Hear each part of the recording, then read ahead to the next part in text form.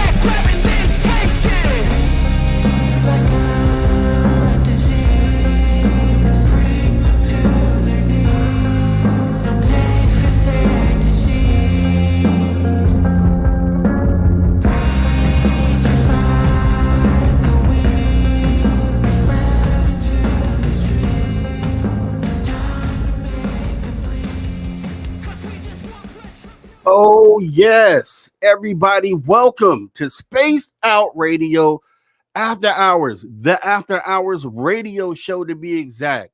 Thank you, everybody, for coming in to see me. We're going to go ahead and get this kicked off really quick because we got to jump into the radio side here in just a minute. Let me go ahead and call out the medals for the day. We have Race Fan with the gold. We have Kitty Catty Whack with the silver. And we have our special guest tonight, Drew Bankey, with the bronze. Let's go ahead and do this. Let's get into it. Let me go ahead and read as many people as I can before we get this thing going. We got Tamothman in the building. Hey, Tamothman, thanks for coming in.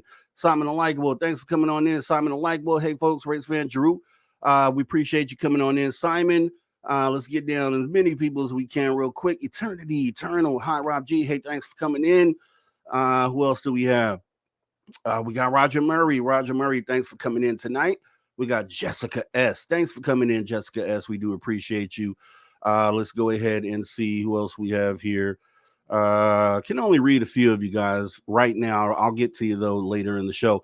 Scott Rosen, thanks for coming in. We appreciate you. Flat Six, thanks for coming on in.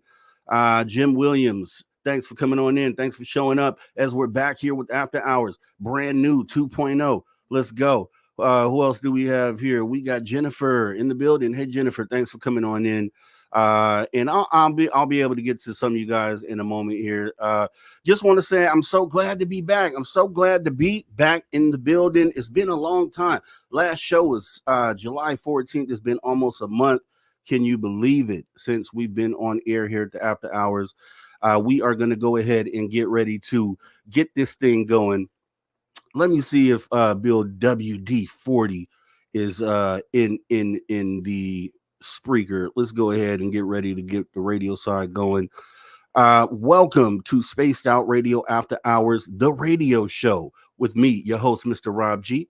We are going ahead, get ready to go down and get this thing started in just a few seconds here. Just so glad to be back, guys. It is an awesome time. We're going to have an awesome conversation with our guest, Drew Bankey, tonight. A lot of announcements, good and maybe not so good too. We're going to have a mix of both. Let's go ahead and get ready to get this thing going. I'm so happy to see you guys. Let's see if I can read a couple more names. Before we get in here, we got Melvin from Mars. Thanks for coming on in. We appreciate you. We got Corey coming in saying, you the man, Corey. Appreciate you coming on in. Let's see, who else do we have? We got Kitty. I said Kitty Catty Whack. Say it again. Kitty Catty Whack. Thanks for coming on in. We got Aloha Day. Buenas noches a todo de Mexico. Good evening to everyone from Mexico. Aloha Day, always keeping us bilingual. We do appreciate that. Little Cam from Twitch coming on over. We appreciate you showing up. Thank you, sir. And who else do we have? Lars Jansen. Lars Jansen, thanks for coming on in. Good morning, all. Good morning, Lars Jansen. Yes, we're going to go ahead and get this thing going. We got about 10 seconds before we get this thing kicked off. Are you guys ready? Are you guys ready? Get your freaking horns up, then. Get them horns up, man. Here we go. Let's go.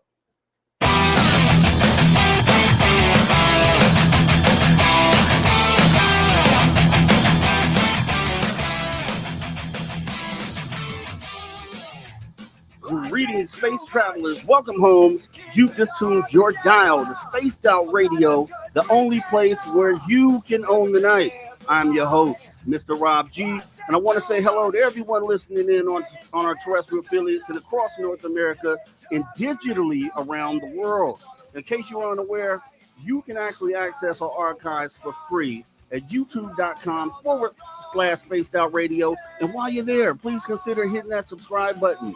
Also, don't forget to follow us on X and Instagram at Spaced Out Radio and at Spaced Out Radio Show. Our website is spacedoutradio.com, where the options are endless. You can stay up to date with the SOR Newswire, get some official Spaced Out swag, plus rock out to some Bumblefoot, and so much more. We're going to have an awesome show for you tonight. We have Drew Bankey, Medicine Man. You guys know the man. He's just an all-around great guy for hours 1 and 2. And then hour 3, we're going to get into some Steve Stockton, new to the after hours, right? We're going to get the U.F.O report with our guy Terry Hall filling in for tonight. It's going to be great.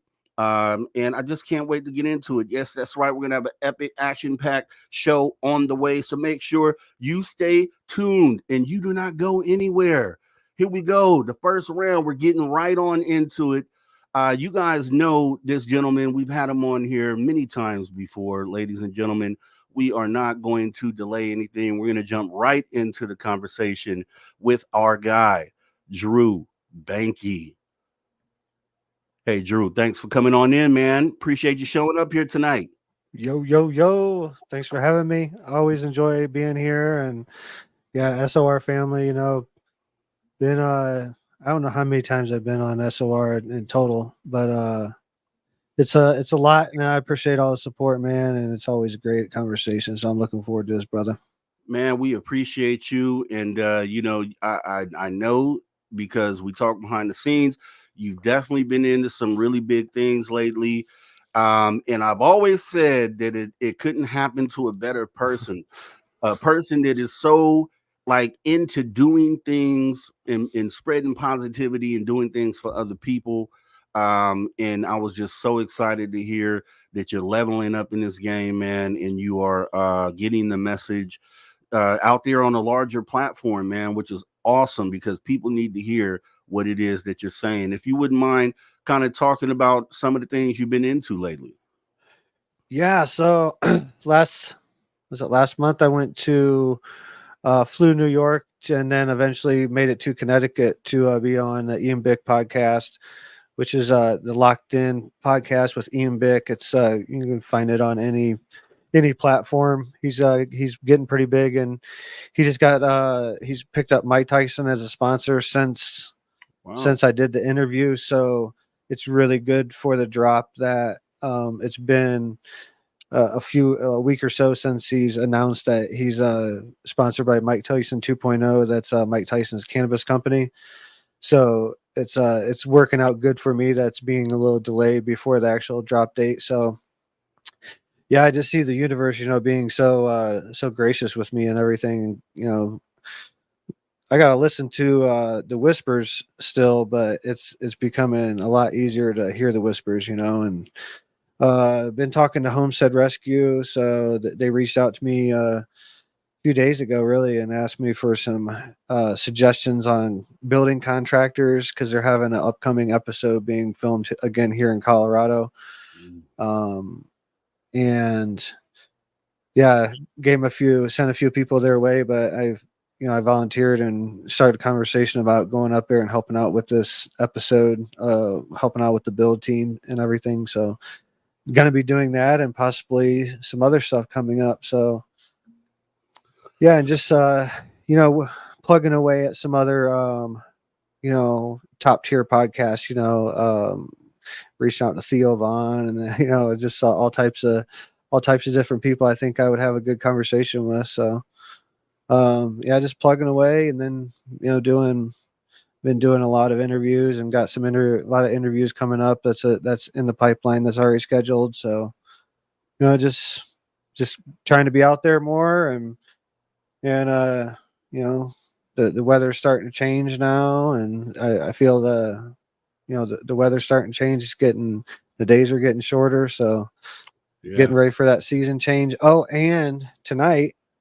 not right now, wait till after we get done with the broadcast, but go outside and look up in the sky. There's supposed to be a big meteor shower tonight. So that's what I plan on doing after this, is setting out on my deck and just looking up at the stars for a little bit. But well, that's awesome. And I got to tell you, it's like when I think about it and I look at it, it's like the perfect storm. It's like when all the stars align, the planets align.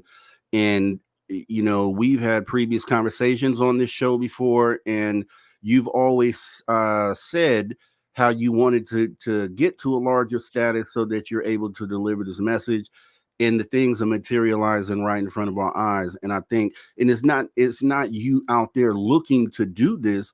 It's like these things are finding you. And I think that's awesome. And another thing that I just want to go ahead and say just real quick, just, as we get started here, I do want to say that our guy, Travis Moostus, unfortunately won't be doing our hour 3. He has things that he has to do that kind of will take him away from the show. So I did want to come on and say that, we love Travis Moostus and we totally appreciate everything that he has done here for this show. And we're definitely going to miss him. But, on the flip side of that, I want to say that our guest tonight, Drew Bankey, will be taking his place for hour 3. So it's going to be awesome. Drew Bankey every Sunday right here on the After Hours. So it is going down. I know Travis would be proud for you to be the one to step in and take his place. Travis is still always on the team and doing things with us in the background. I mean, he wrote me in a book, right? He wrote a book and put me in as a character. The guy can never lose connection with me. So that's good. I think it's awesome. But then it goes along again to talking about how things align and, one door closes, another door opens. And then I don't know what that energy is that kind of brings that into place. Like in your perspective, when you experience something like that, where it just seems like things perfectly fall in place, how do you interpret that? Or what do you think that is? This is my first book, I'm Perfect and So Are You. It's the divine nature of creation. And it's in our face all the time. A lot of times that we get caught up in the moment and we get caught up in our emotions. Really, it's not caught up in the moment, but it's more caught up in our emotions, and then we lose track and we don't see the signs, of what's in front of us. And reading that and like feeling that, when you presented that to me earlier and we were talking about it, it just felt right. When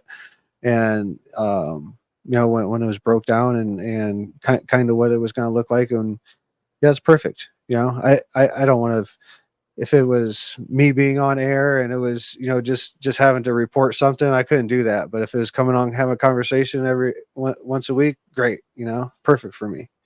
And I couldn't ask for anything better. So when it feels right, I think that we need to listen to ourselves and when it feels wrong, we need to listen to ourselves too. There's on that same coin, the flip side of it, we need to listen to ourselves. And we all have, these receptors in us that are kind of built into, lie detectors or BS detectors, just to let us know like when something's wrong or when something's right, and Yeah. the way I kind of envision this whole path, I feel like the whole spiritual path is kind of like we're going down the stream, and the spiritual energy of the spiritual path is the stream, and we're, in this kind of canoe. We're each in our own canoe, but we're kind of in a group, and we have to steer a little bit here and there, but ultimately, we just have to guide and watch the flow of the river. If you ever been in a canoe or kayaking or anything like that, or going down like rapids or anything like that, that you're not in control, and that's the first lesson you'll learn, when you start getting in class like 2, 3, 4 rapids or something like that. You're not in control. The water's, you're at mercy of the water and the stream, but you can still guide it.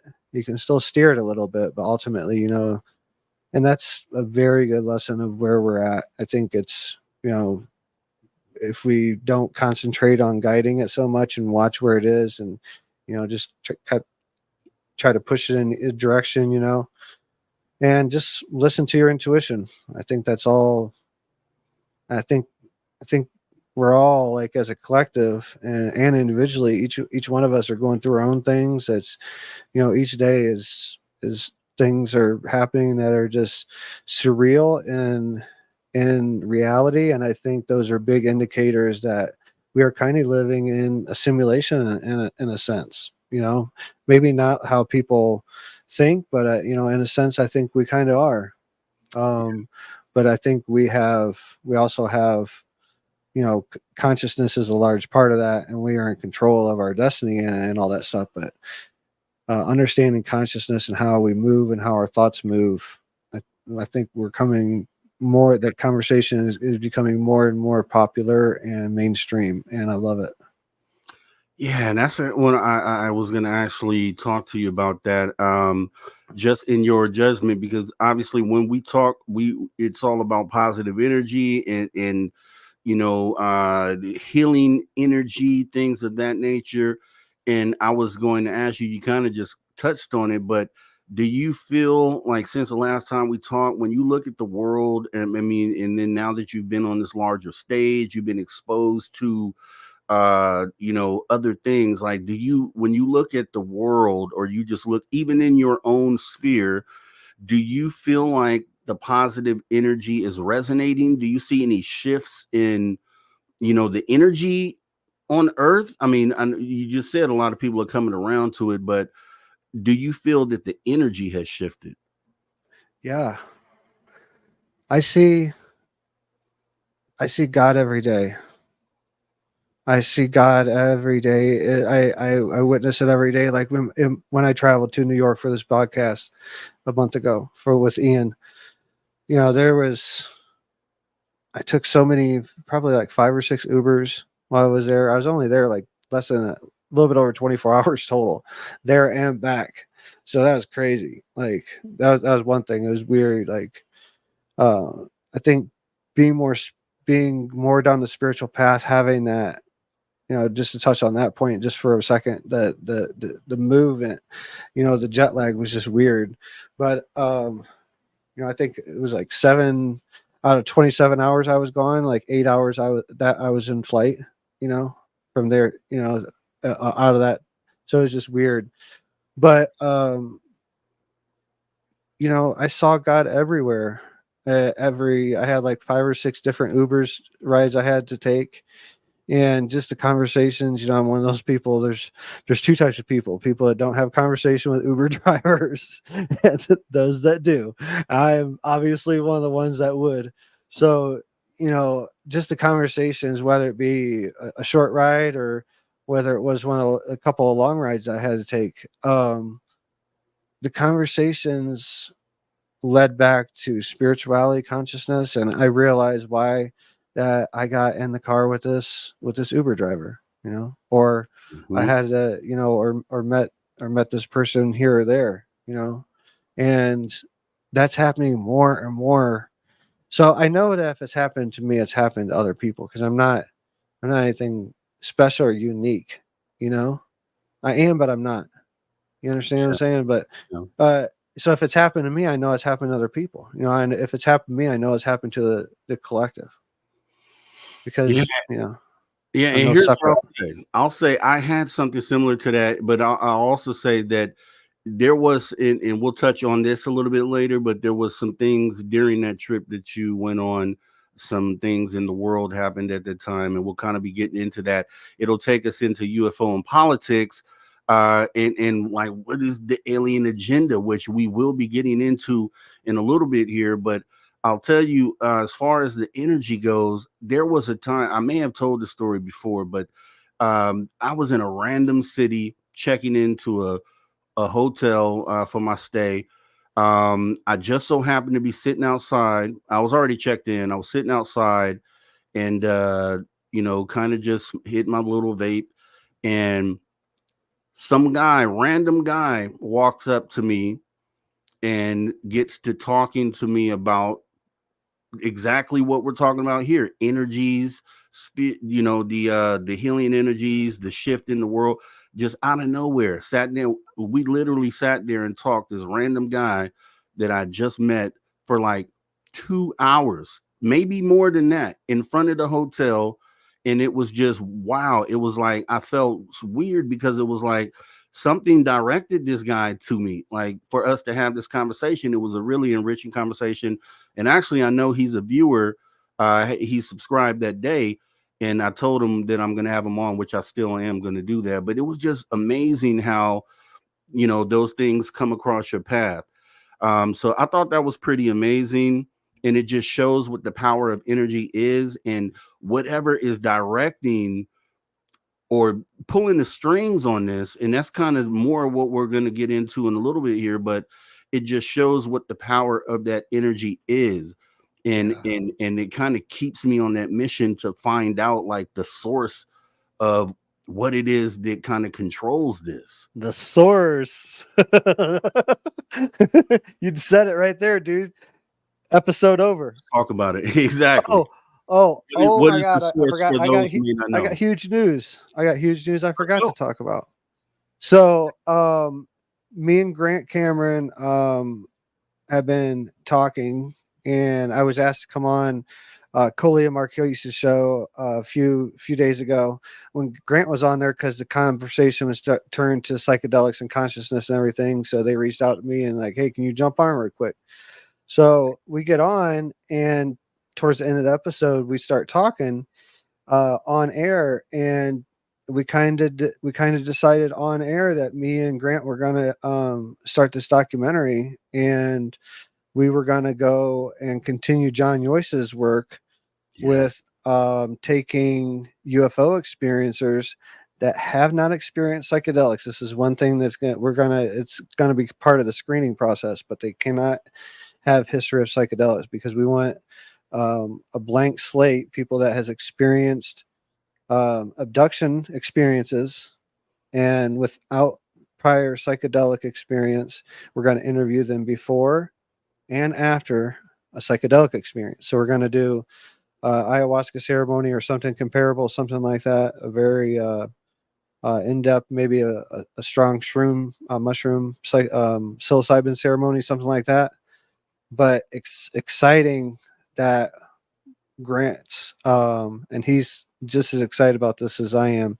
But we're gonna probably start filming next May, and be on the lookout for that because we're gonna really go in depth and try to figure out how psychedelics can not only help us process these things, but also help us speed up the process of our evolutionary path so we can start turning on superhuman abilities, etc. So That is awesome. And actually, when you saying that, I'm thinking of the big picture, and that's going to be big because Grant Cameron obviously is a legend in this field as well. So that's going to be a great connection. Now for the radio listeners, right? Because we're terrestrial radio, digital radio. So some of those people may not actually know that you deal with medicinal plants and things of that nature. if we got about 5 minutes, if you kind of want to go into that real quickly, what you do with that, medicine man, all of those things. Yeah. So 2005, 2007 was tours of Iraq. Got out in 2009. From 2009 to 2014 was a lot of ups and downs in life. You know, a lot of drug use, alcohol use, depression, and it kind of culminated in 2014 with a full-on suicide attempt where I woke up in the ER, got into the VA healthcare system, and kind of was slowly going through the VA healthcare system from 2014 to 2016. And long story short, drank ayahuasca for the first time, and drank for the second time, and then many more after that. But eventually, and then fast forward to 2020, you know, got the message to help move this healing along, not only with my word, which I'm doing now, but with medicine work, and started studying medicines and plants, how they interact, their compounds, everything about it from a physical level to spiritual level, all of it. And founded Sacred Journeys Within Plant Medicine Church, dealing with ayahuasca, San Pedro, 5-MeO DMT, and other ceremonies, along with equine therapy. Founded that retreat center in 2020 with my wife Ella, and we're sitting here in the office studio, and wrote a few books. Published my first book in 2020, and I think my second one was either 2021 or 2022. No, 2021, my second one. Published 2 books on the subject with the co-author, Colleen Duran, PhD, and we can be found on Amazon. And just kind of, I feel like everything past 2014 on, and this is like the 10-year anniversary, which is kind of poetic that all these blessings are coming to me in this 10th year since the suicide attempt. It's just amazing. I feel, I've authored 2 books, being on a reality show, about to be on another, about to be on it again on Discovery Channel, and fathered 2 other children. I'm a father of 4 total, and I'm a walking testament to being open. I've had my ups and downs, and still going through the human experience just as much as I am going through the spiritual experience. But I'm here as a messenger, of a possibility of life after suicide. You can rebuild, your life after suicide. It can be blissful, and we don't have to let this depression and suicide rule our lives. And that's basically my overall message, because when you get down to it, all the spiritual stuff doesn't mean anything if people can't survive minute to minute. And the mental health aspect needs to be a more open and thorough discussion in this, in the world, not just in this country but in the world. So hope everyone hears that loud and clear. Yeah I don't think they can help but hear that loud and clear. And once again, and I've given you praise on this many times, it just goes to the testament of, a genuine person that just really wants to make sure, that we live our best life, right? And you give guidance where you can. And I just think that's an awesome thing. And for the radio listeners, if you go to YouTube, we've had more in-depth conversations on this. And so I would recommend, if you want to hear some of those, definitely jump online, jump into our archives, youtube.com/@spacedoutradio. Archives are totally free. And Drew and I have had a few different conversations. So we're going to go ahead and get ready to go into this break here. So Drew, but by the way, I'm, for 44, I look pretty damn good. So check it out. Check it out on YouTube. Drew Bankey, looking good at 44. We love it. And we will be right back here with more conversation with Drew Bankey right here on not just After Hours, but the After Hours radio show. You guys don't go anywhere. We got some awesome stuff coming.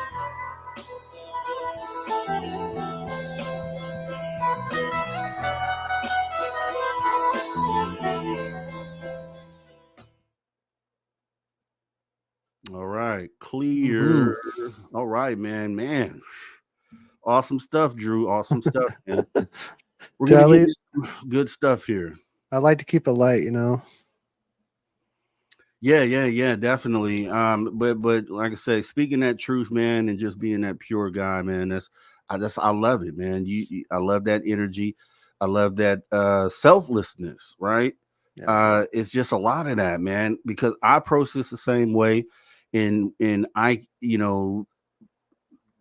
that probably is what attracts me to you, and why I resonate with you so much, man. Is because I consider myself genuine. Is doing to others as they would do unto you. They teach you that in kindergarten, which I think is awesome, because that is essentially what this is. You know what I mean? And what this whole energy thing is based off of the golden rule. So I think that's awesome, man. Yeah, it's been going through a lot of ups and downs lately. Doing a lot of work on, shit. I was just in the hospital, dude, in the VA hospital.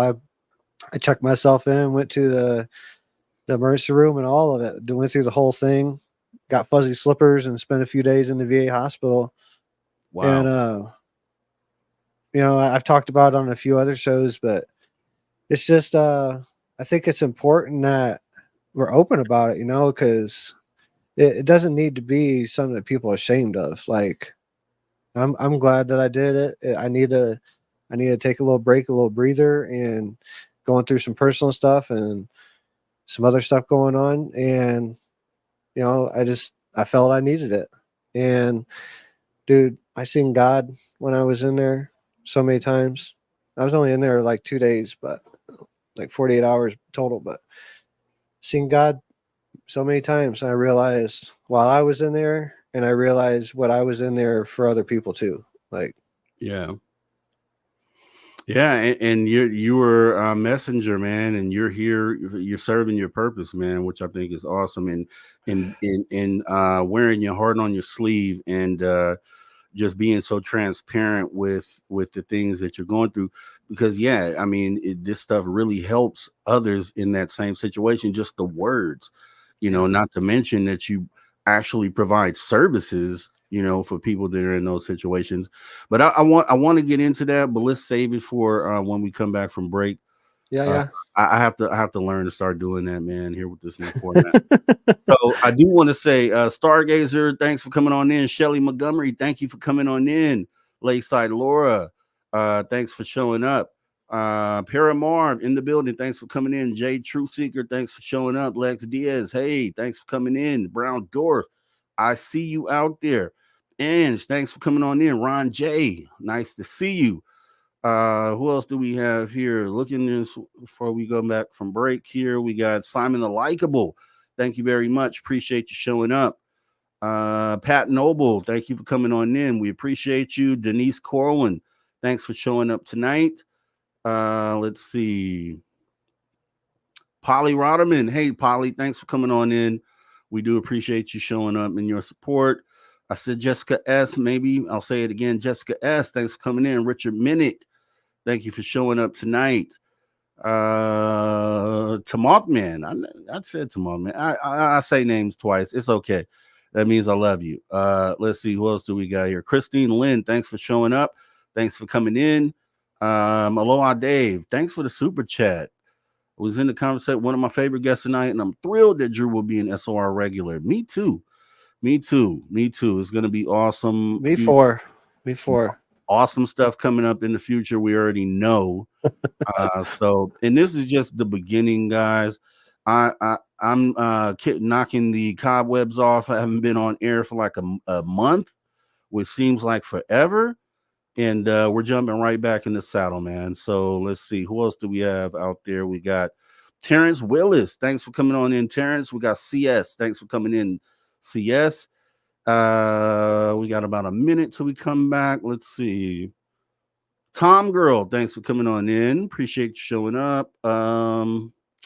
Susan Alloway, hey, I see you out there. Mark Sanchez, thanks for coming in. Miss Mary, thanks for showing up. And I think we pretty much, Mike Rivers, thanks for showing up. We appreciate you. All right. Got about 30 seconds till we come back here. And yeah.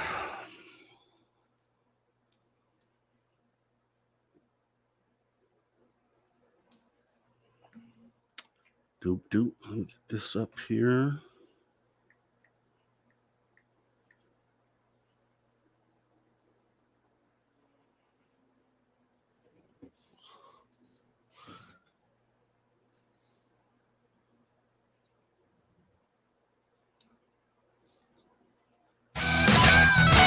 All right, welcome back to Spaced Out Radio After Hours with me, your host, Mr. Rob G, as we get back into conversation here with Drew Bankey, medicine man, just good all-around great guy. We're going to go ahead and get back into some deep conversation, but first, space travelers, since you're already traveling space, why don't you consider taking the next step and join the club? That's right, you can join the SOR Space Travelers Club for as little as $5 a month by joining our Patreon. Thanks for coming on in. We do appreciate everyone who has showed up tonight and everyone out there in Radio Land. Drew, getting back into this, right? So, yeah, you said you recently checked yourself into a VA hospital. Kind of talk about that for our radio listeners. Yeah. So, I've been mostly doing the ceremony aspect and everything for as far as maintenance for my mental health and everything. And, recently, just over the past 2 weeks or so, I ended up getting to a point where I just felt I needed to take a little time. And was in a bad mental space and went to the ER and checked myself into the psych ward at the local VA hospital in Denver, and took a few days for myself and, really time to collect my thoughts. I was able to, they take your phone away from you while you're in there. So that's, Nice. it was a good chance to do that. And, just reset my, where I was at mentally and everything, and, reprioritize and come out of it, better.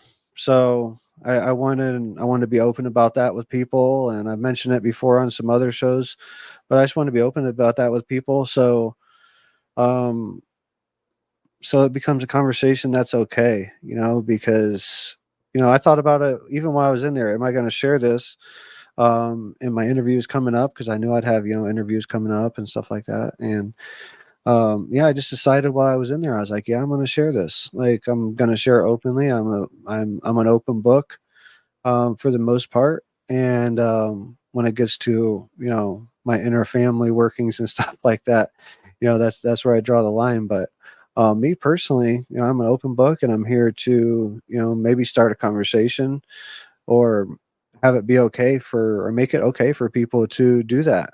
And, to go to the hospital, reach out, even if you're on a spiritual journey and a medicine journey, a psychedelic journey, like I preached before, and something I thought about even while I was in there. I talk about everything is sacred because it's all part of a creation, is all in someone's mind. So, even though some aspects of the mental health, the modern mental health structure is not valid, not working, that doesn't mean all of it's not. And I got to see, I got to see God. I got to see Source. I got to see the universe speak through so many different people while I was in there.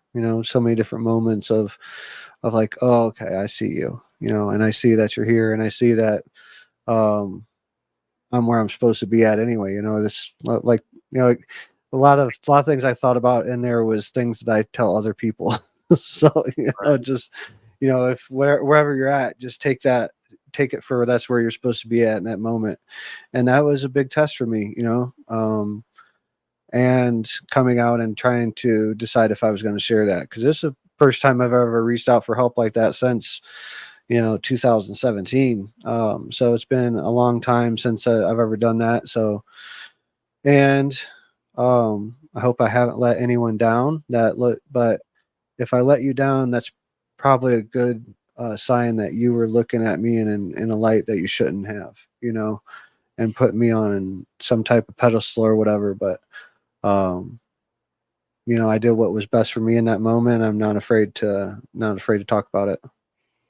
And as I've said many times before, I think that's awesome. Your transparency, selflessness, and actually, I think you'd be the perfect person to actually talk to about this. So as we kind of shift into the UFOs and the whole alien situation, one of the things that I think for surely needs to happen, I'm sure other people have said this too, is as we get to disclosure, which could be tomorrow, technically, or it could be 15, 20 years from now, who knows? But there will be a moment in time where mental health has to be focused on for those being exposed to the reality of what it is that we're going through.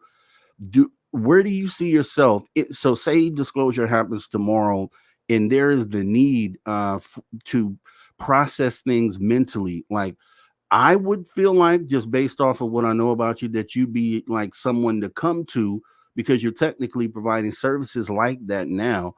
How would you approach that? And what do you think would be a good way to approach, you know, tackling the whole mental ontological shock that we would come into with disclosure? That's a big question. Yeah.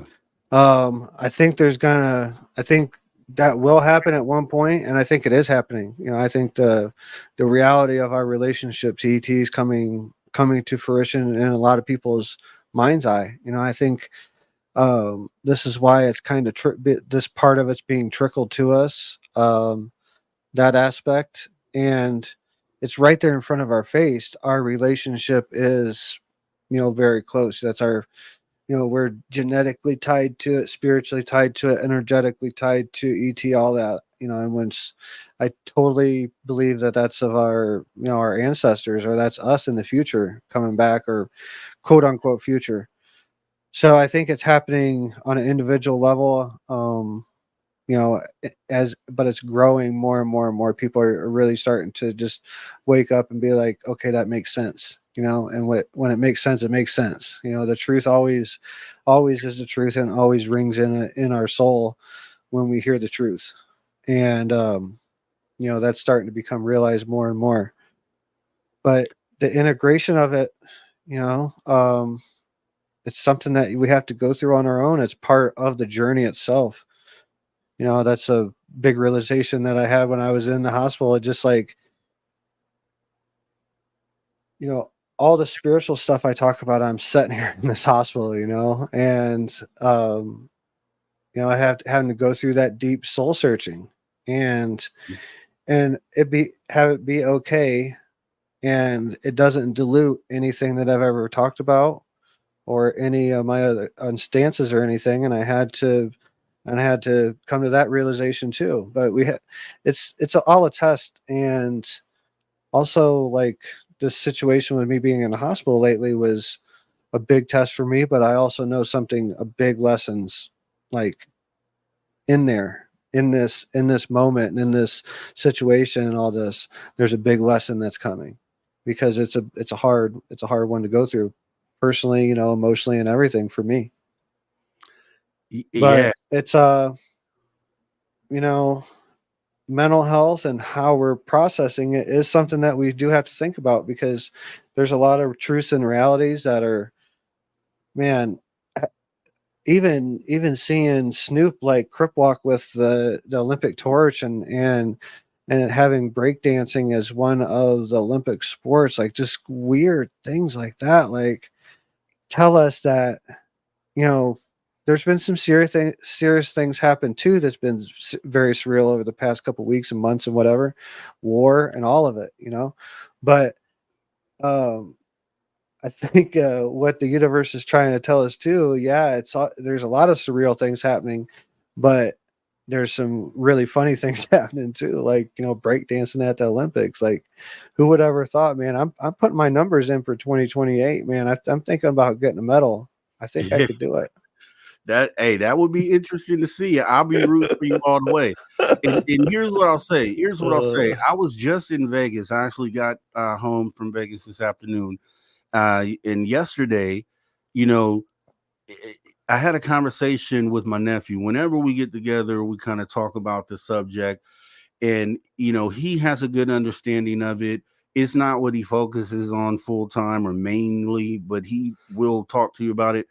And I think one of the things that comes up, or where the conversation probably stops in for someone who isn't really in the know like most of us, is when we get to talking about, they all agree, okay, aliens are probably here to visiting, but it kind of gets a little tricky when we talk about, okay, when we have to deal with it in the moment, like, what do you do? Because he's younger and he has, young kids, and he's thinking about their futures, and, things that may happen behind disclosure could will eventually make the world a better place, I think, but I'm convinced that there is a rough patch that we'll probably have to go through, um rebuilding certain things, and what that time period will be like for our descendants, our kids, grandkids. And it's kind of a tough conversation now, because you care for your kids and you don't want them to have to deal with that rough patch, but the rough patch has to come before we get to the new existence, or enlightenment, the enlightened version of who we are. And so I find that it always gets a little tricky when that part of the conversation comes up. So I'm just like looking and searching for a way to kind of help bridge people through that thought process, because they kind of shut it down. People from the outside kind of shut everything down when you get to that part of the conversation. And we'll get to talking about, because I think that might tie into the whole simulation and matrix thing that we had talked about offline, which I guess we can kind of get into now. But what do you think, like, when you look at, I'm just trying to figure out how we get over that hurdle. Like, do you have any thoughts on that, or what would you suggest? Mantras, trust and surrender, and trust and surrender to the moment, and you have to believe in that divinity. And I think if you believe in that divinity will look out for you. I think there's repercussions, for positive repercussions, for trusting in that divinity. And that divinity is the nature of creation. Everything that is here and now and ever was, past, present, and future, from here unto eternity in all directions, is all of a divine nature, and all in place exactly where it's supposed to be. Every single molecule, every single atom, every single electron, every single molecule, all of it, everything, every single cell is all exactly where it's supposed to be, exactly what's in space and time. And that's a truth that is told to us over and over again in meditation, over and over again in ceremonies, but that we forget about it in the moment when when we're forced, when the 3D reality tries to take over and push its falseness of separation of everything around you in your face, and that it tries to push duality in your face. That's the test of still believing in that. There's a story of a monk, and he's in India, and he's studying, and he's an apprentice at a local temple. And he's walking, and he's been studying for like 10 years. And this is a true story. He got attacked by a couple of guys, beat and everything. And that was anti-Buddhist. He's literally, just walking with his prayer beads and, his shawl and everything, and just walking the streets and, doing his mantras and everything, and gets beat up. As he's getting beat on the ground, kicked, and, going in and out of consciousness, he sees this woman running over with a bat. And she's like, he's in his mind, he's like, oh, thank God she's coming to save me. And she comes over and starts hitting him with the bat. And he goes out. He goes unconscious. And he finds himself on a lotus flower, and he's going through the Buddhist Buddhism, their creation story. So he's on a lotus flower floating through creation and everything, going and experiencing what it's like to be Buddha. And he comes back after, he doesn't die, and he ends up surviving everything. And he comes back, and he finds so much, he immediately finds so much thankfulness and compassion and just like over gratitude for these individuals. He sent gratitude to them instead of hate. He chose two different ways to look at it. He sent him so much gratitude to get him to a point to experience that. Wow. I think there's lessons to be learned in, I don't want to necessarily say religion, but I would say well, maybe not even folklore, but the tales of the natives in Buddhism, in the long history of the people who study that. We're talking thousands of years of knowledge and history, and kind of tapping into that. But I'll say this. I'll say that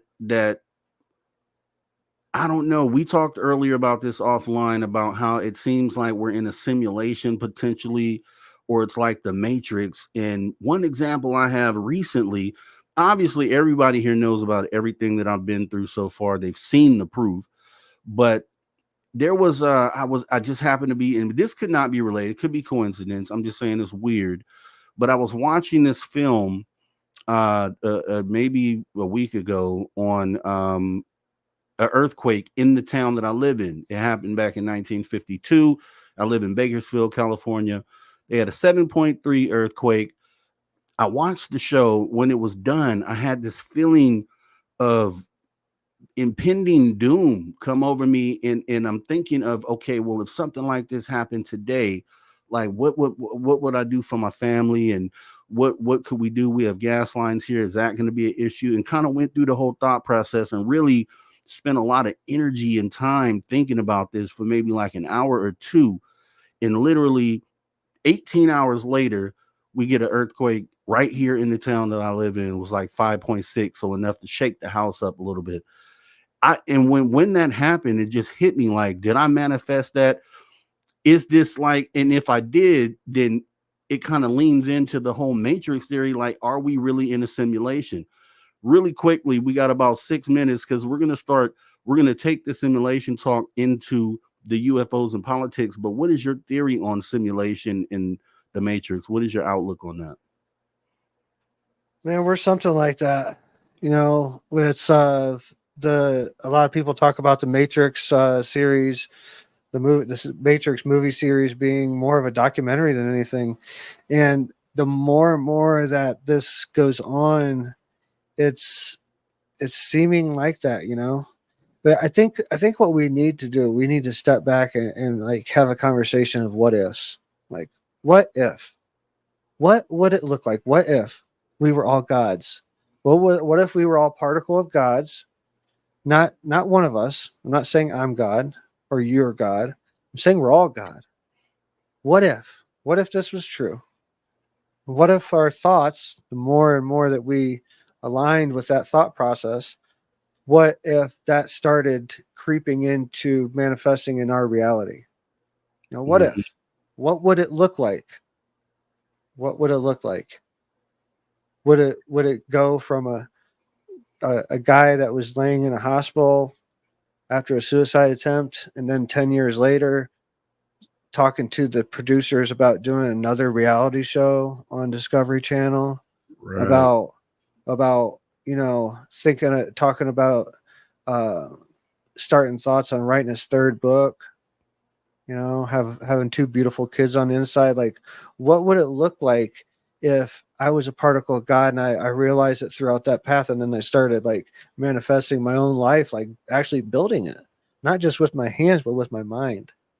And a lot of times that people get, and what if people got, this what if is a lot easier to have this conversation if we put what if in front of these things. But what if manifestation was a mixture of conscious thought and physical energy, because it's all part of the same. we spend too much time separating things, separating the spiritual world and the physical world. Then we think that manifestation is just thinking about something and meditating on it, when we don't understand that there is no separation between the two, the physical and the spiritual. That's the overall message that we have to get over in our minds. We have to what if there was no separation between the two, the spiritual and the physical? Then part of manifestation is actually physically reaching out, sending out an email to Ian Bick and being like, hey, I think we could have a cool conversation. I think we could have a cool conversation. Right. And then also coupling that with visualizing like some of the things that I did, to break it down. And some of the things I'm doing currently is visualizing myself being in the studio, being in front of talking to these people. I did it with Ian. I'm doing it with Joe. I did it, and but some other ones.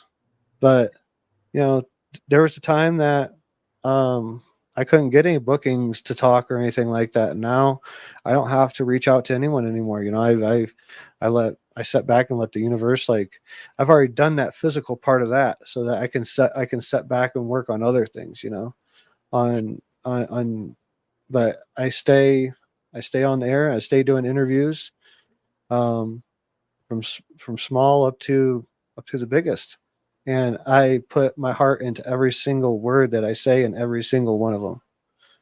No different, because I know whether it be, what's there, 99, we about to hit 3 triple digits in this chat room. Thank God. Hit that like button. But on the YouTube side, but there's one person, at least one person in this chat that is listening to this broadcast somewhere that needs to hear it. And I know that.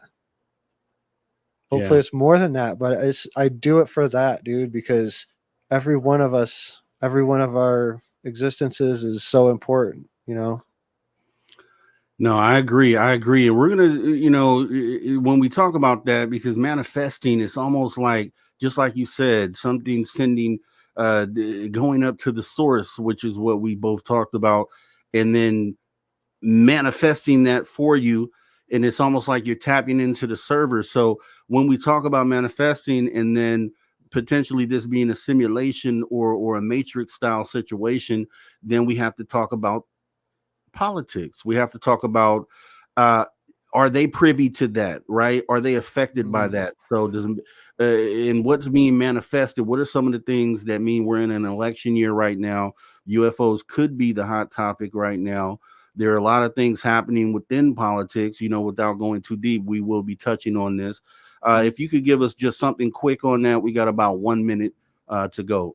Kind of, let's leave a cliffhanger.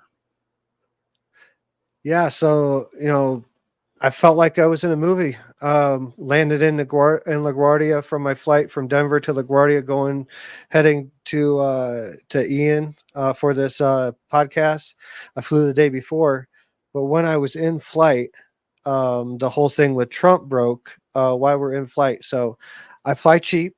I fly Frontier, so there's no options for Wi-Fi in air or anything like that, and I don't have Starlink. So, being in a plane with, around 100 people, landing in LaGuardia Airport in New York, it was like out of a movie, and it's not political. I don't look at, I'm not a pro-Trumper or anti-Trumper or either one, I'm pro-human, but it felt like a movie landing in LaGuardia, having people turn on their phones and all this stuff. So we'll get into that more. Yeah, we're definitely going to get into that as we get ready to come back in the second hour of After Hours tonight with our guest, Drew Bankey. I'll just give a quick thought on that. I mean, the what's the alien agenda? And the reason why the title is that is it potentially possible, whoever's behind this whole matrix of simulation situation, is it the ETs? Do they pull the strings? And with this whole election cycle here, are they the ones that are kind of pulling the strings? So we'll get more into that in hour number 2. We'll be right back. To After Hours with Mr. Rob G on the only place where you can own the night. Spaced Out Radio. Spaced Out Radio. You've tuned your dial to the right frequency.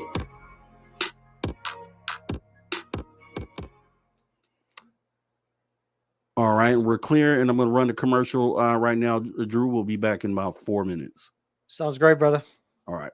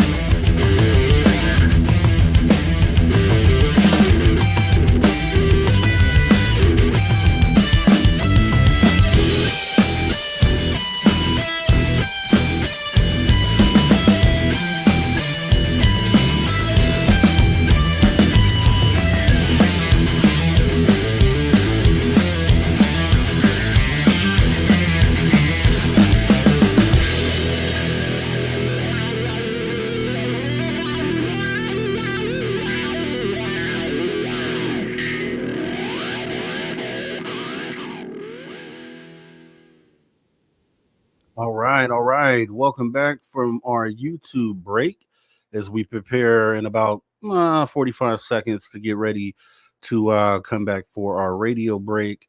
Let's see here. Let me see if anyone else has joined the chats. Baba Bali. I said it wrong, I'm sure, but thanks for coming on in. Lightwalkers, thanks for coming on in. All right, and here we go. We're coming right back.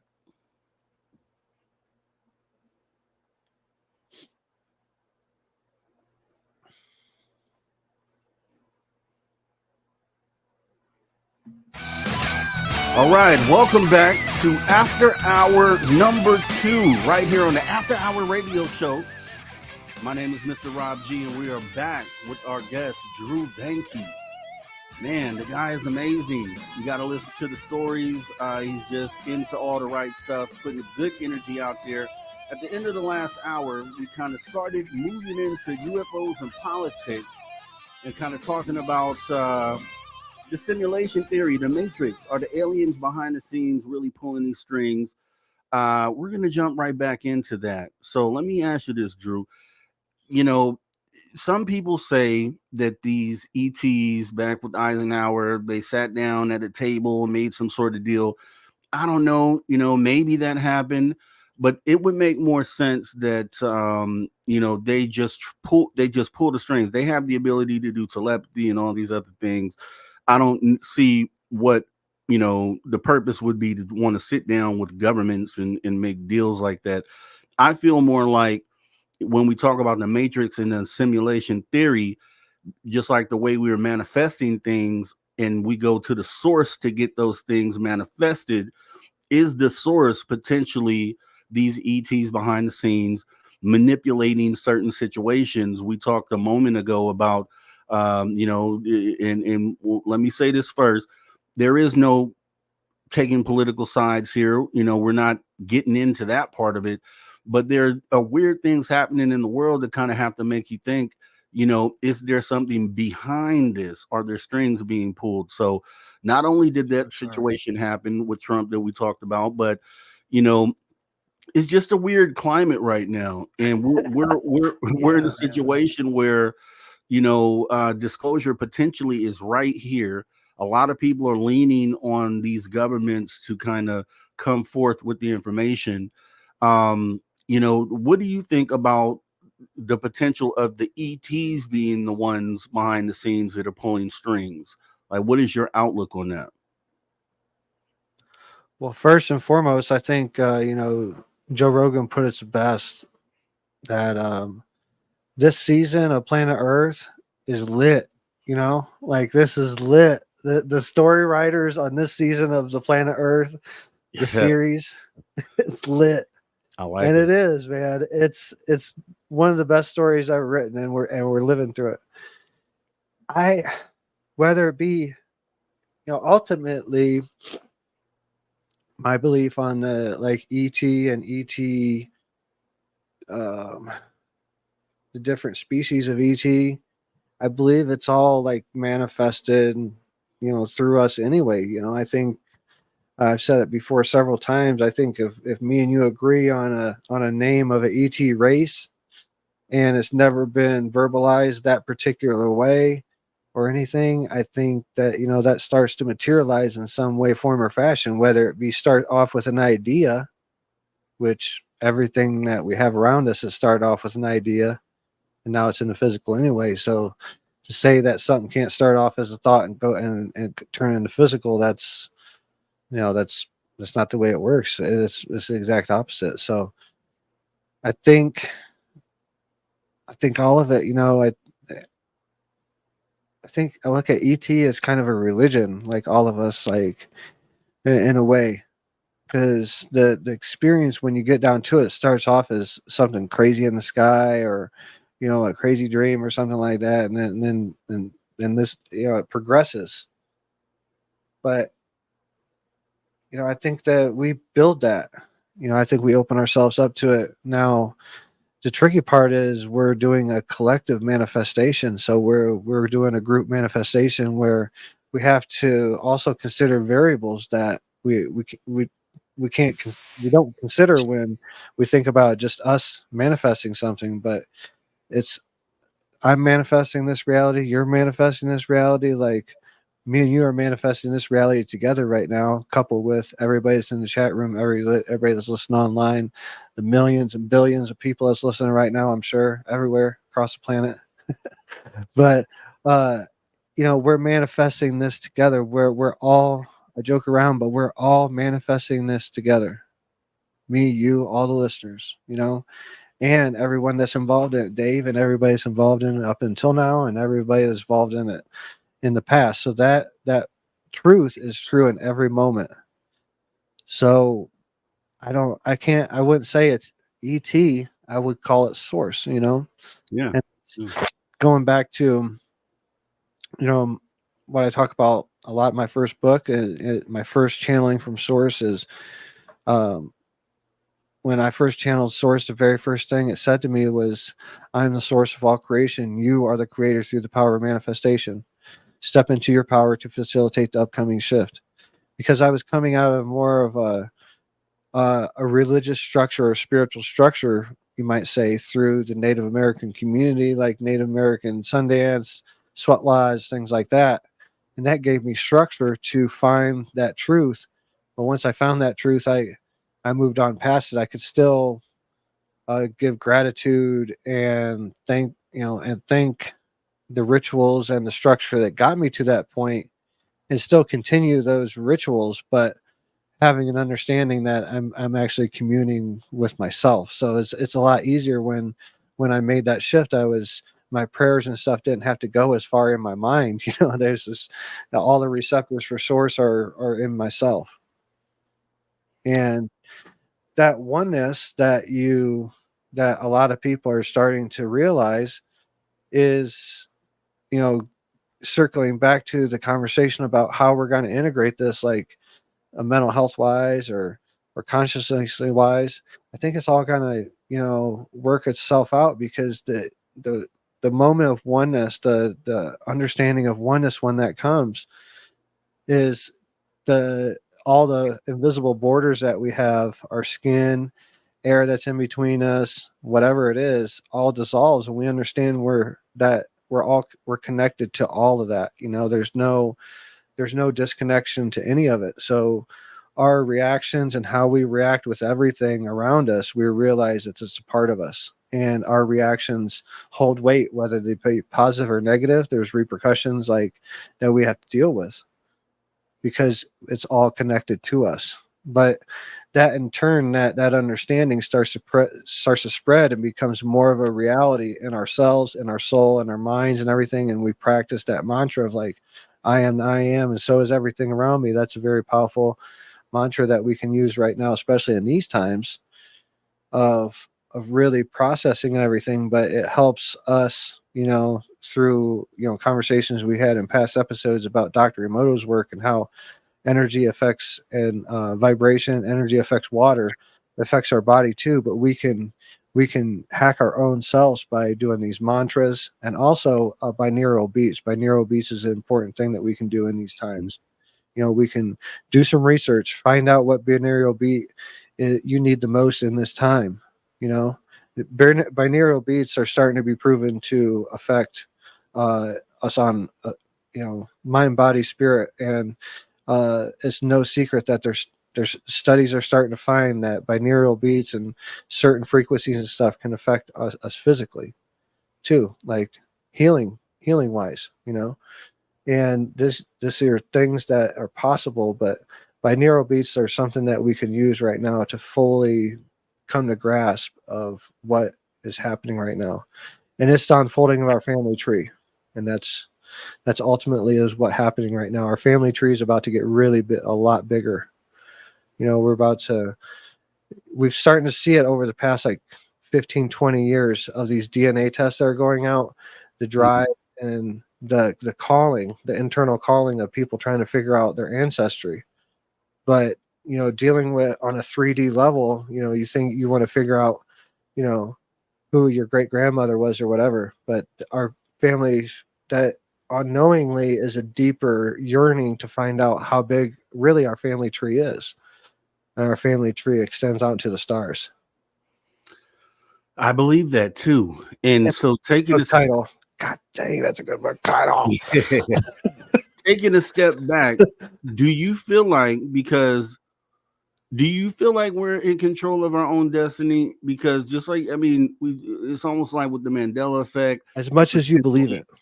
Okay. You have to believe in this. You have to believe in the energy. You have to believe in the chi for there to be chi. You know, you have to believe in the chi for it to be chi. And the more you believe in it, the more like you go talk to people that do like Tai Chi, moving energy and stuff like that. Yeah. You know, if you ever watch people doing that, they're visualizing a ball of energy in them, and eventually they see it in their mind's eye. Like when you see them close their eyes, and people doing Tai Chi have their eyes closed, they're seeing a ball of energy. Yes. But could you imagine doing Tai Chi and not believing in it, and then trying to do that? Like, you know what I'm saying? Like you have to believe in it, but Tai Chi is another spiritual practice. Like it breaks down the truth of just like energy that we're part of, you know? And I've been doing, I think I did a few times on here about the pendulum and doing things like that.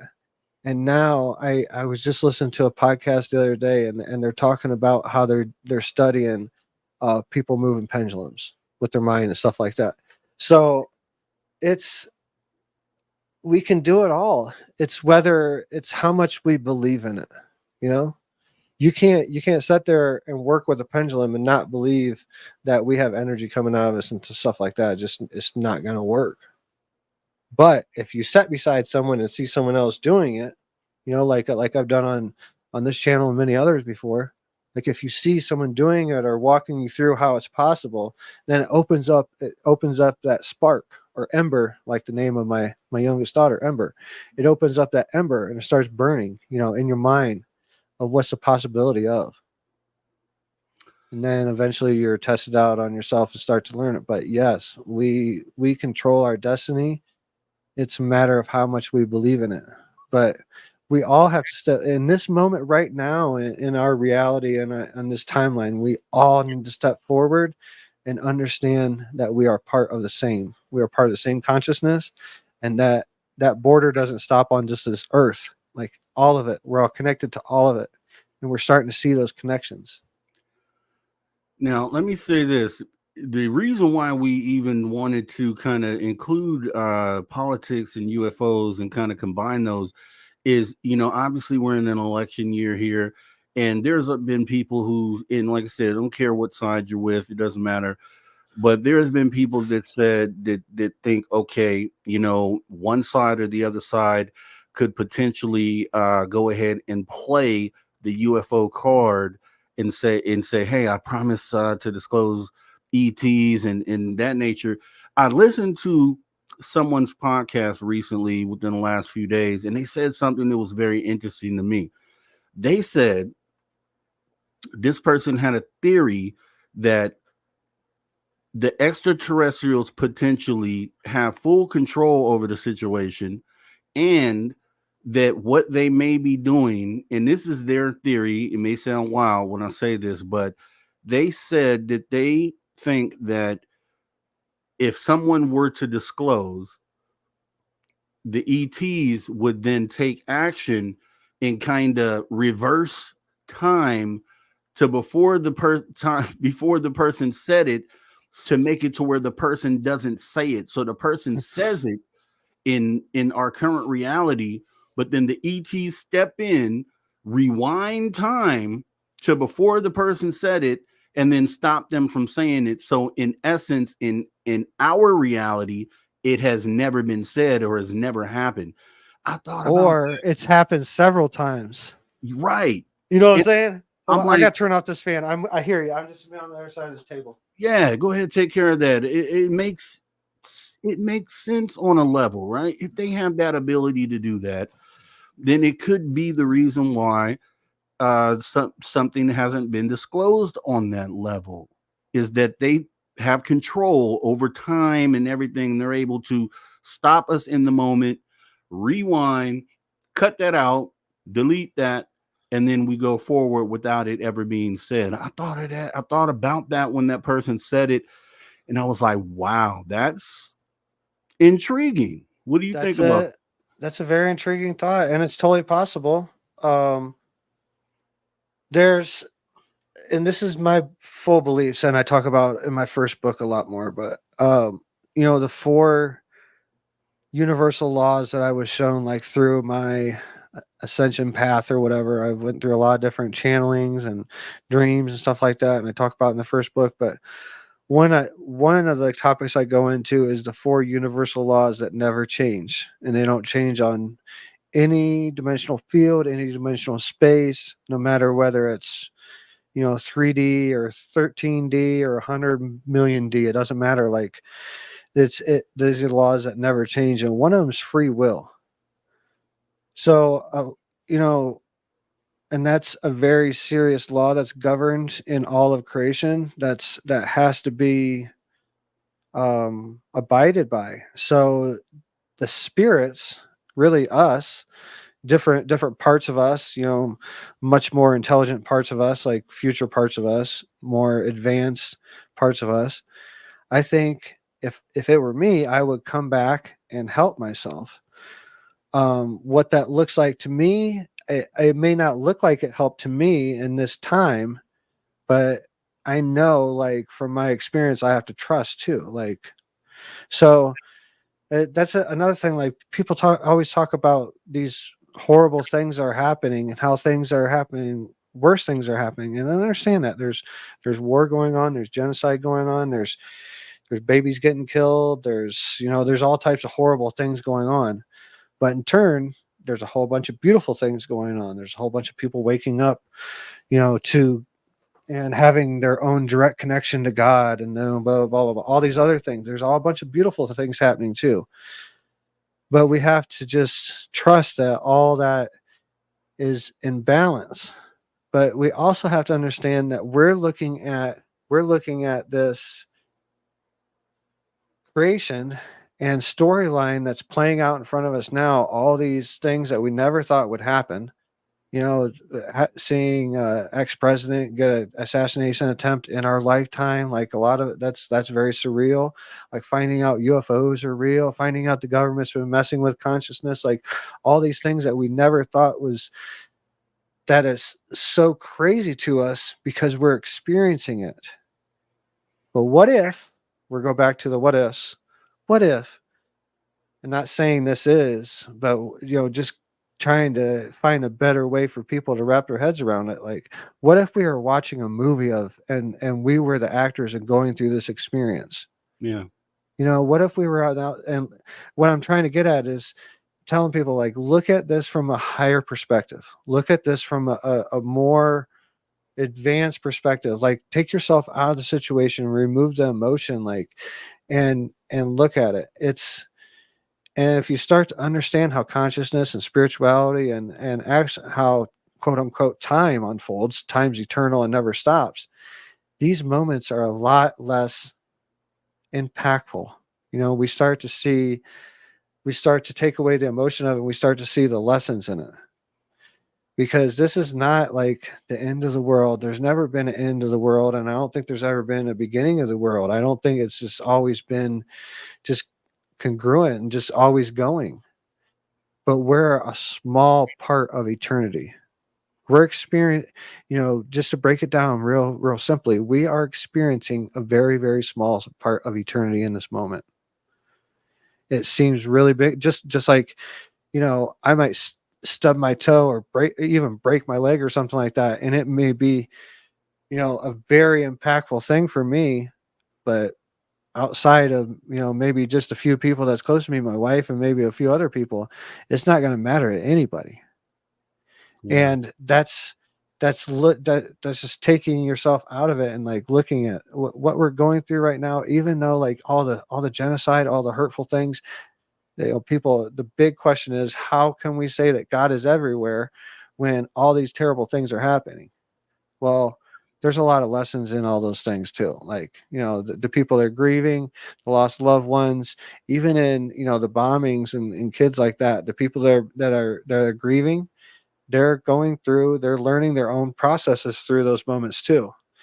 We can fall back and go and look back on Dolores Cannon's, her extensive research in the subject, and look at evidence that points to what I'm talking about is true.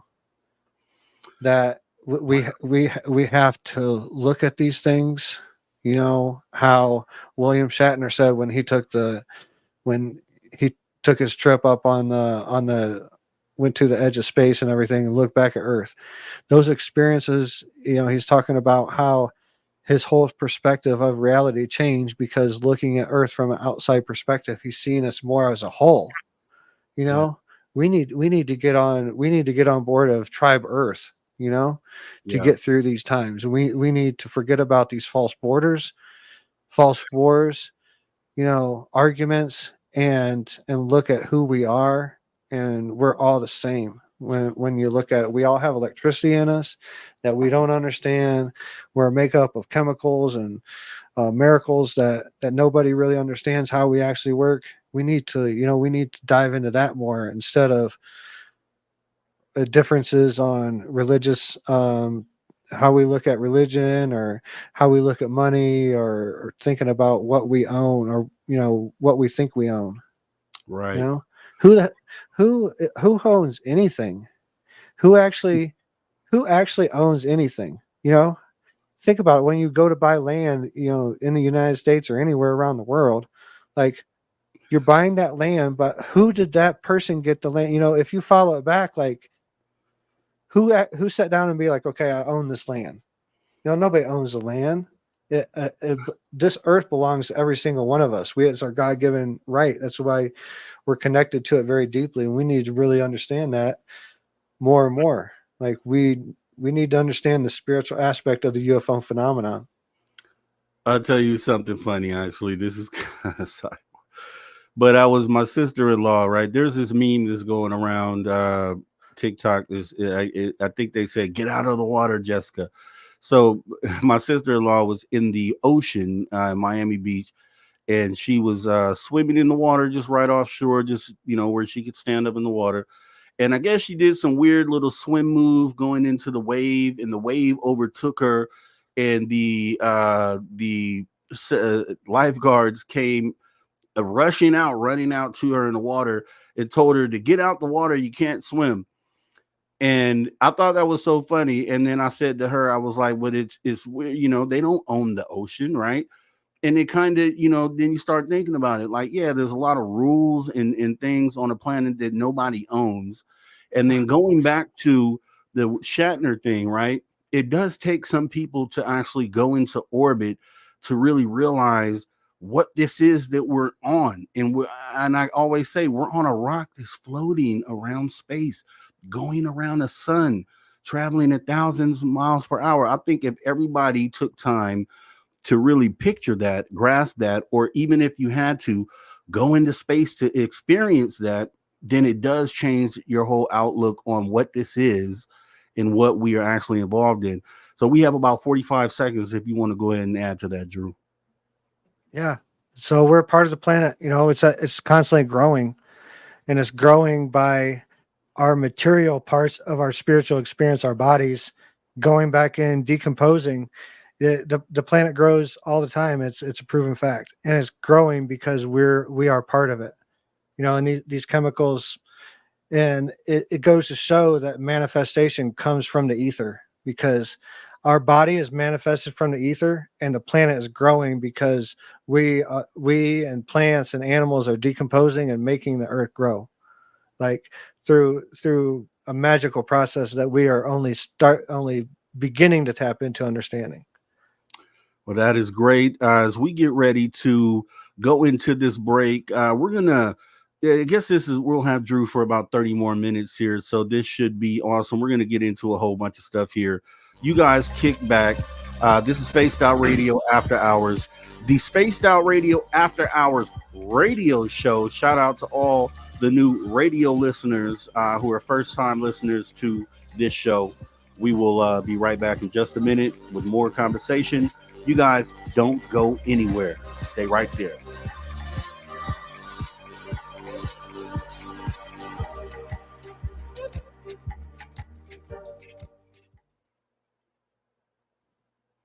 All right, clear.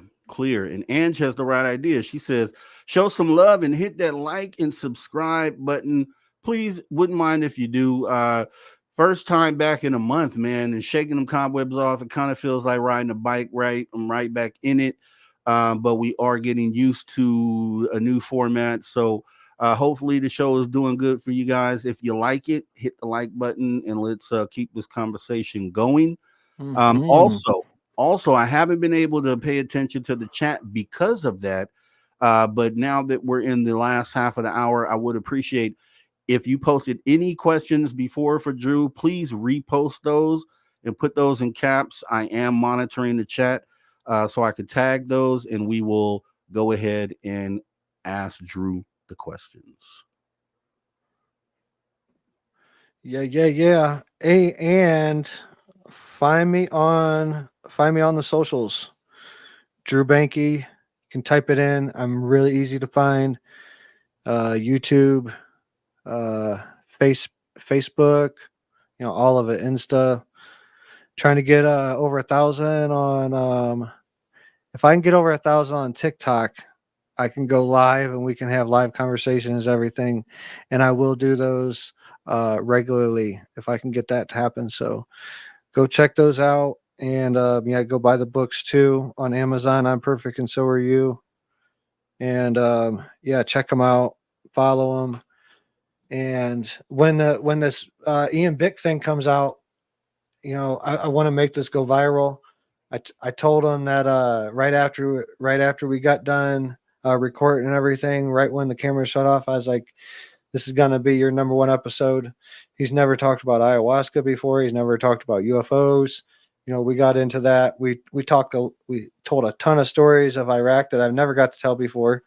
He brung that out of me, but yeah, it's so don't help me not be a liar.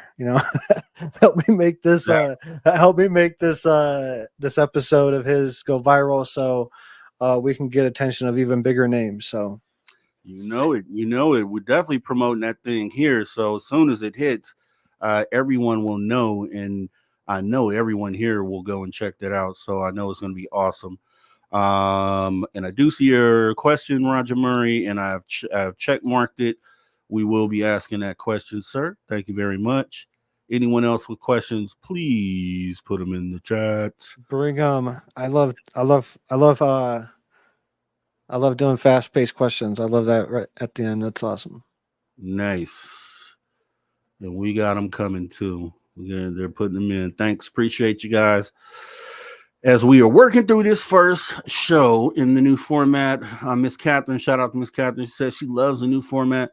You will love it even more once you get it locked down. Like this is, I think it'll be okay once we get done here. But I'm a perfectionist, and I have to always constantly raise the bar.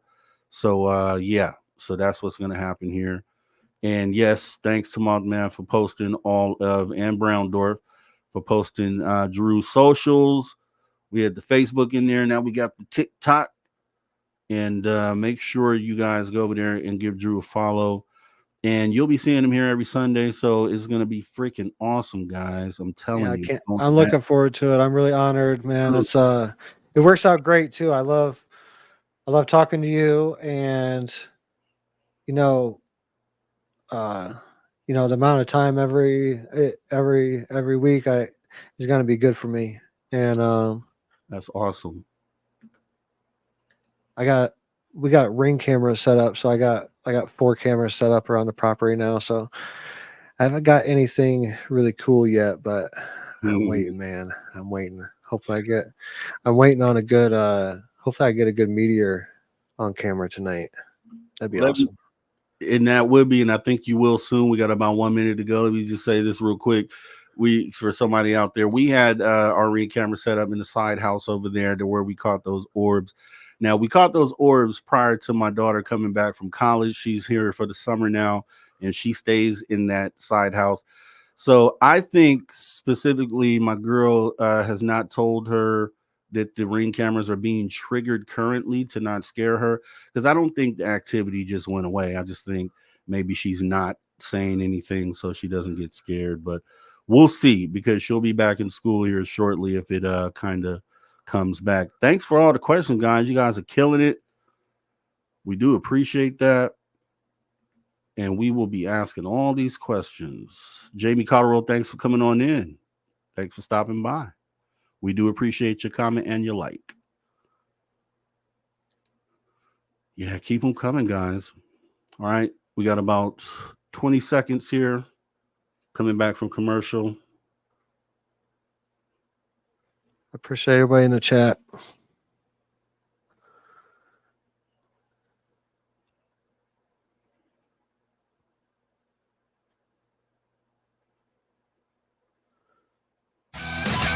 All right, welcome back to Spaced Out Radio. After hour number 2.5, as we get ready to get back in the conversation with Drew Bankey here. We have him for about 20, 30 more minutes here. We're going to get some good questions in and talk about a couple more things. So you guys don't go anywhere. All you space travelers, you're already space travelers, consider taking the next step and join the club. That's right, you can join our Spaced Out Radio Space Travelers Club for as little as $5. Consider doing that over at our Patreon. So kind of getting back into this, Drew, we got about 30 minutes here. I'll ask a couple of audience questions first. Let's see. We have Roger Murray asking, Drew Bankey, what part of the military did you serve? I was Army. So I was Army Reserve in 1999 up until 2005. And then I went active duty, Army. Then went... soon after going active duty, I went to Iraq to first deployment. Went through Army Special Forces into selection, first phase of Army Special Forces training, Green Beret training in 2006. Didn't get selected, and I went back to my unit. Ended up getting tasked to a special unit within the regular Army, a combat observation lasing team. So went to Iraq in 2007 as a cult team leader, combat observation lasing team leader, Sergeant E5, and had a team of 6 guys, and our whole platoon was tasked with hunting IED and placers. So we went out and watched, did overwatch on roads in different places, and watched for people putting in roadside bombs, and did missions with Navy SEALs. I'm one of the few regular Army guys that have actual proof. So I have NCOER, non-commissioned officer evaluation report that from 2007 that states in there I did classified missions with Navy SEALs and other departments within the U.S. government and other governments on classified missions. So, and yeah, so that's a little bit about my military career. In 2005, I was transported prisoners back and forth from interrogation facilities to different facilities, both U.S. and Iraqi facilities. So in 2005, I had the pleasure of visiting Abu Ghraib prison. So I was actually in Abu Ghraib prison and seeing some of the things firsthand that were reported on later on.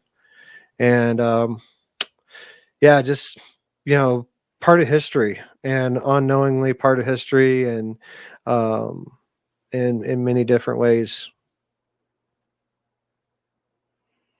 That is awesome, Drew. And just like Roger Murray says here, and we've said this to you before, and we'll say it to you a lot, Drew Bankey, thank you for your service. My father served U.S. Air Force, Vietnam, 81st Fighter Wing, Brentwaters, England. He was a mechanic.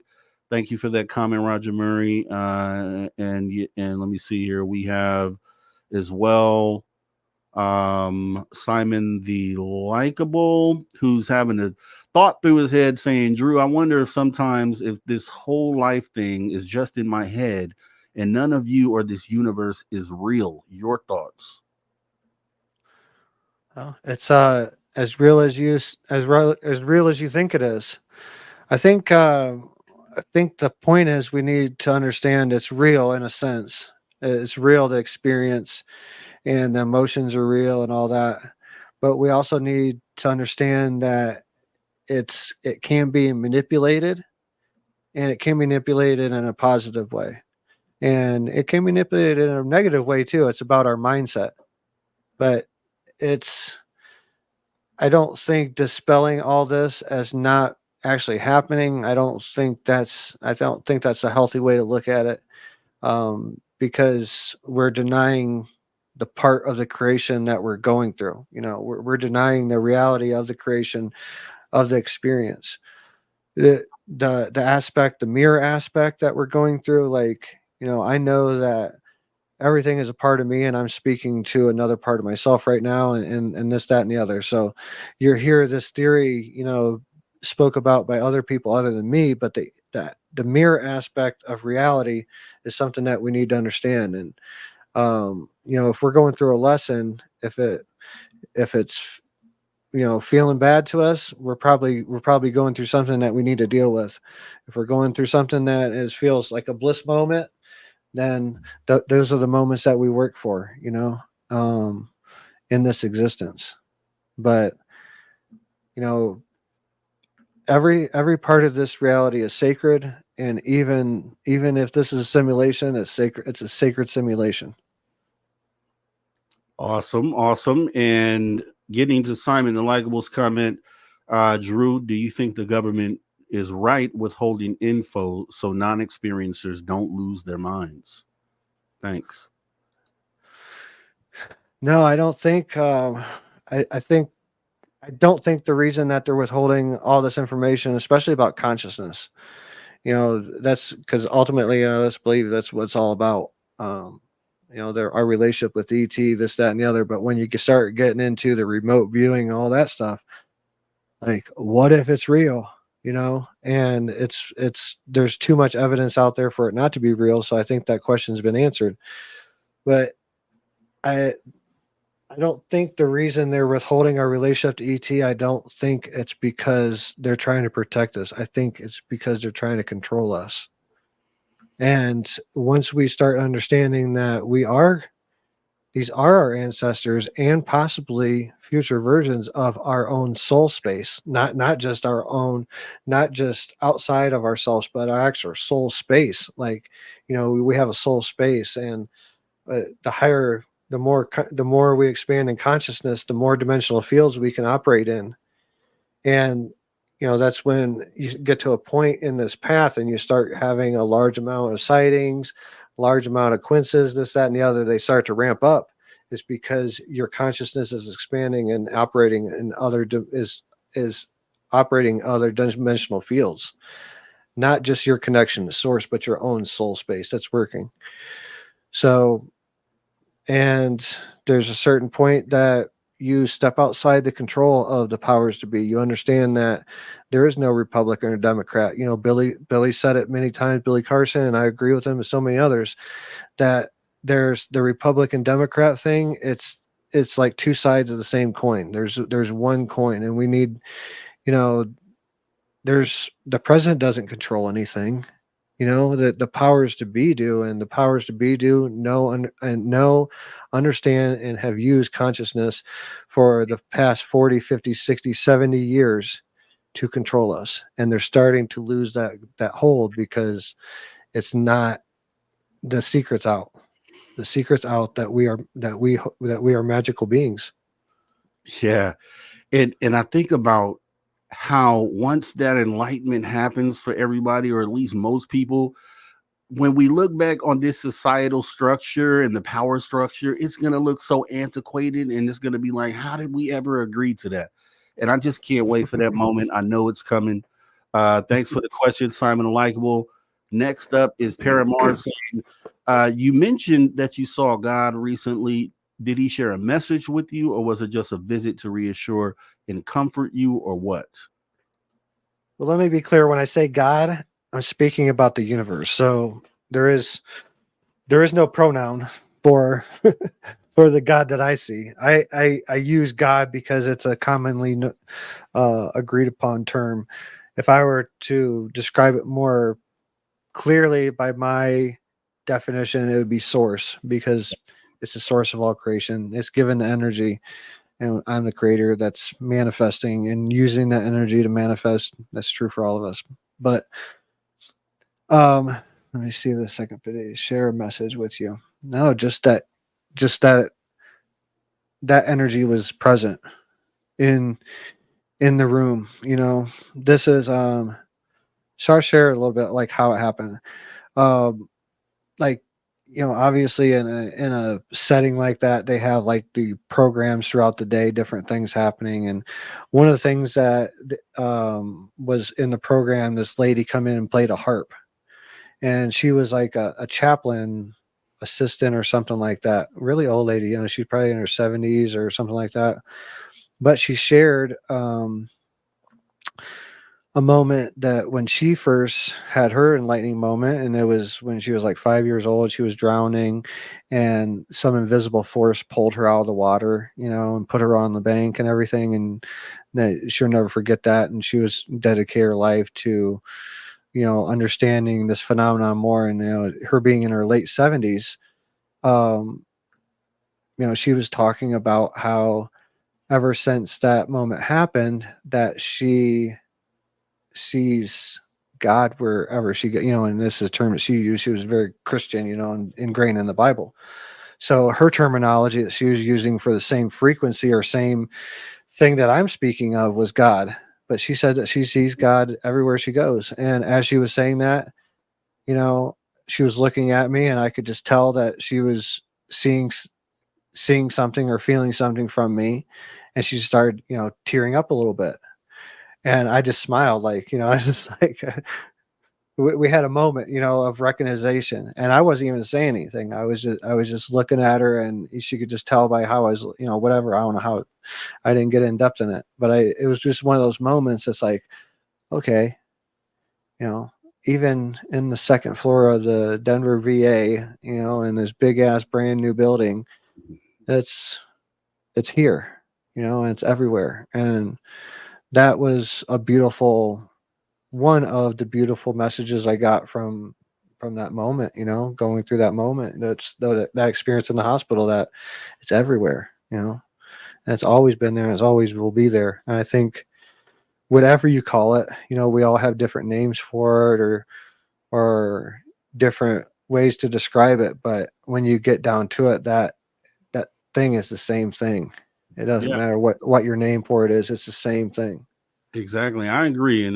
That's one thing I say about religions. I think all religions can agree that there is a source. And I think that's all you need to know. There is a source, and religious or not, just know that there's something that's higher than us that is the reason why we're here. So moving into this next question, we have Aloha Dave asking, do you think the spiritual scriptures may have been telling us the truth all along? Douglas Hodgson, which was a guest the other day with Dave on Friday's show, said as much. What do you think about that? Do you have a... Yes. In no uncertain terms, yes. I think all the spiritual texts, in a way, speak about truth. And we have this habit as humans, when we read some spiritual text or biblical text or prophetic text, we tend to decipher it as being cryptic. But what if what was being spoken about in a lot of these books is verbatim, like what happened? We'll go back to the theme of, I guess the theme of this whole, interview will be what if. But what if, what if a lot of these things that's being talked about in the Bible, the all these other spiritual texts, and not to leave out, Native American spiritual beliefs and all that. What if a lot of these things that are being talked about was literal? What it, you know, what if it wasn't cryptic? I come out with an idea years ago, and I see it more and more coming out now. This idea of, what if dragons and dinosaurs are the same thing, and we're just going through different time periods in humanity where they're described in different ways? But what if they're the same thing?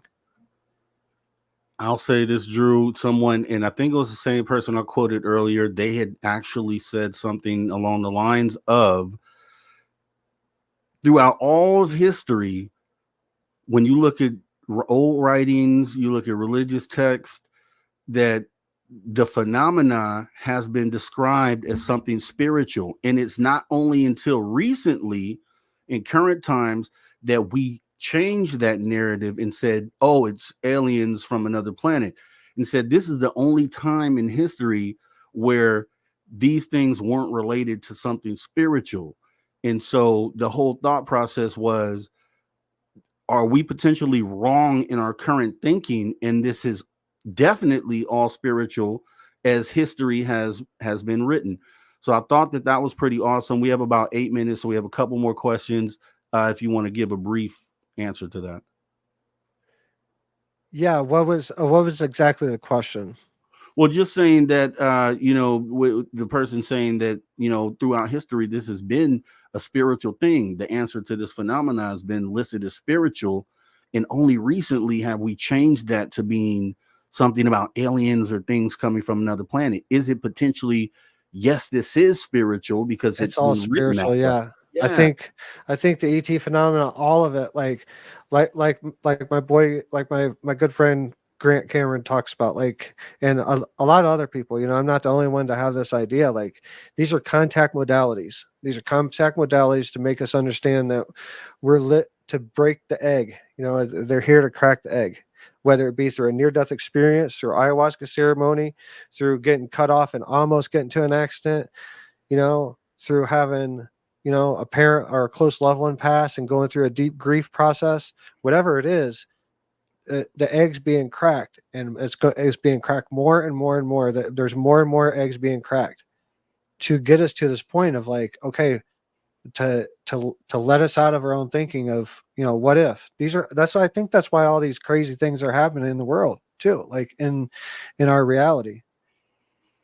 Great answer. And let's get to Lil Count 51 Twitch saying, have you ever tried bufo or toad venom? And what do you think about datura seeds? Oh man, you need to check my past episodes. Yeah, bufo, that's bufo avarius 5-MeO DMT. That's the medicine that we work with primarily here, almost exclusively. So we almost don't do any other ceremonies other than with bufo here. We've helped hundreds work with it. And the satura seeds, I don't know what those are. I'm assuming they hold some type of DMT in them. But I work with organic bufo avarius from a sanctuary down in Mexico. So I work with the only government sanctioned bufo avarius sanctuary that's in the world, and it's actually sanctioned by the Mexican government. So that's where we source our medicine from, and we have amazing results both on my own personal journey and others. And so Lil Cam 51, go into the After Hours archive, check out the last interview, maybe the last couple interviews that I did with Drew. And he actually covers the ayahuasca and those things pretty extensively. So you may find more of what you want in those episodes. But the next question, we have 2 left. So real quick, Drew, Melvin from Mars, WD-40 lubing us up, wants to know. Northern where do you Sundance? Michigan in the UP. I Sundance under Chief Dennis Banks. He is one of the co-founders of the American Indian Movement. He was also involved in the standoff in the 70s at Wounded Knee with the FBI that the American Indian Movement had with the FBI. It lasted almost 100 days, had casualties, exchanged gunfire and all this stuff. He's one of the founders of that movement. And yeah, if anyone knows anything about the American Indian movement or Native Americans, like they knew Dennis Banks is. He was my chief. He still is. He's passed, obviously, in the spirit world, but he's still, watching over everybody. But I had the pleasure of dancing in the arbor while he was still alive. My first Sundance, he came. I think it was the first or second day, and he sat at the drum and sung the American Indian movement song, and I danced in the arbor during Sundance to him singing at the drum. So, yeah, Upper Peninsula. I Sundance in 2017, 18, and 19. The first year I danced to the tree attached to my chest. The second year I pulled buffalo skulls, 4 buffalo skulls, and that's 2018. In 2019, I eagle danced, where I pierced on the first day. And the second day is when my near-death experience happened, and the spirits told me to stop sundancing. And along with some of the other physical people there told me it was my time to stop. And yeah, so 2017, 18, and 19, and got what I needed from the Sundance for sure. But it will always be a big part of my existence. All right. And then final answer here. We have 3 minutes left. If you give a quick one here, super crazy movie geek. If full disclosure happened tomorrow, what would be the cons, if any, your opinion? What would be the cons? Yep. The downside. People have to let go of a lot of things. They have to let go of a lot of things. They have to let go of religious, they're not going to be able, it's going to destroy a lot of religions, spiritual teachings, scriptures. It's going to destroy a lot of those things, because those were meant for a time, just like the ceremony got me to a certain point, and then I kind of had to let that go to move on. It's the same thing that's going to have to happen on a grand scale. Like, we're going to have to let go of things that we hold near and dear to our heart. We're going to have to let go, not let go so much. We're not going to have to burn the Bible, but the Bible is not going to be our focal point to connect to, back to the ether.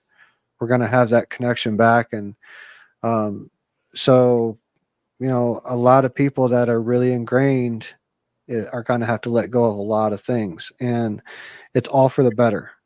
It's like one of those things, like, if you could give up your lifetime supply of pizza that, you won from Pizza Hut, when you were 21 or whatever, for a lifetime supply of steaks, would you? Would you believe that someone would give you steaks for the rest of your life, or would you still hold on to that lifetime supply of, crappy pizza from Pizza Hut? It's one of those, you have to let go of something that's for something that's so amazing you can't even wrap your mind around it. And I truly believe that's going to happen very soon, in our existence here. Awesome stuff, Drew Bankey. We got about a minute left here. Go ahead, tell everybody where they can find you on social media. Yeah, Drew Bankey, last name Bankey. You see it, and you can find it anywhere, man. All my socials are just simply Drew Bankey. My YouTube, Drew Bankey. SacredJourneysWithin.com, spelled like it is behind me with IES. You can find me there. Bunch of links to past interviews that I've done, in-person speaking events, and everything in between. And yeah, and just know that whatever we're going through, trust and surrender is the mantra. Like moving forward, trust what you're going through, and just go with it. And yep, appreciate that, Drew Bankey. We want to thank you so much for coming in, and we know you're going to be here every Sunday, so we'll be seeing you soon. Thanks so much for your time. Glad that you were the first person I interviewed coming back.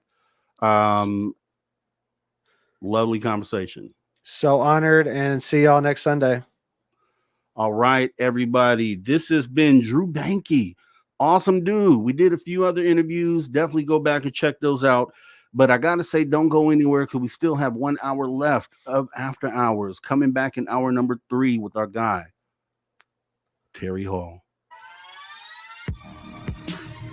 Conversations that move the needle. Conversations that move the You're needle. listening to After Hours with Mr. Rob G on the only place where you can own the night. Spaced Out Radio. Spaced Out Radio. You've tuned your dial to the right frequency.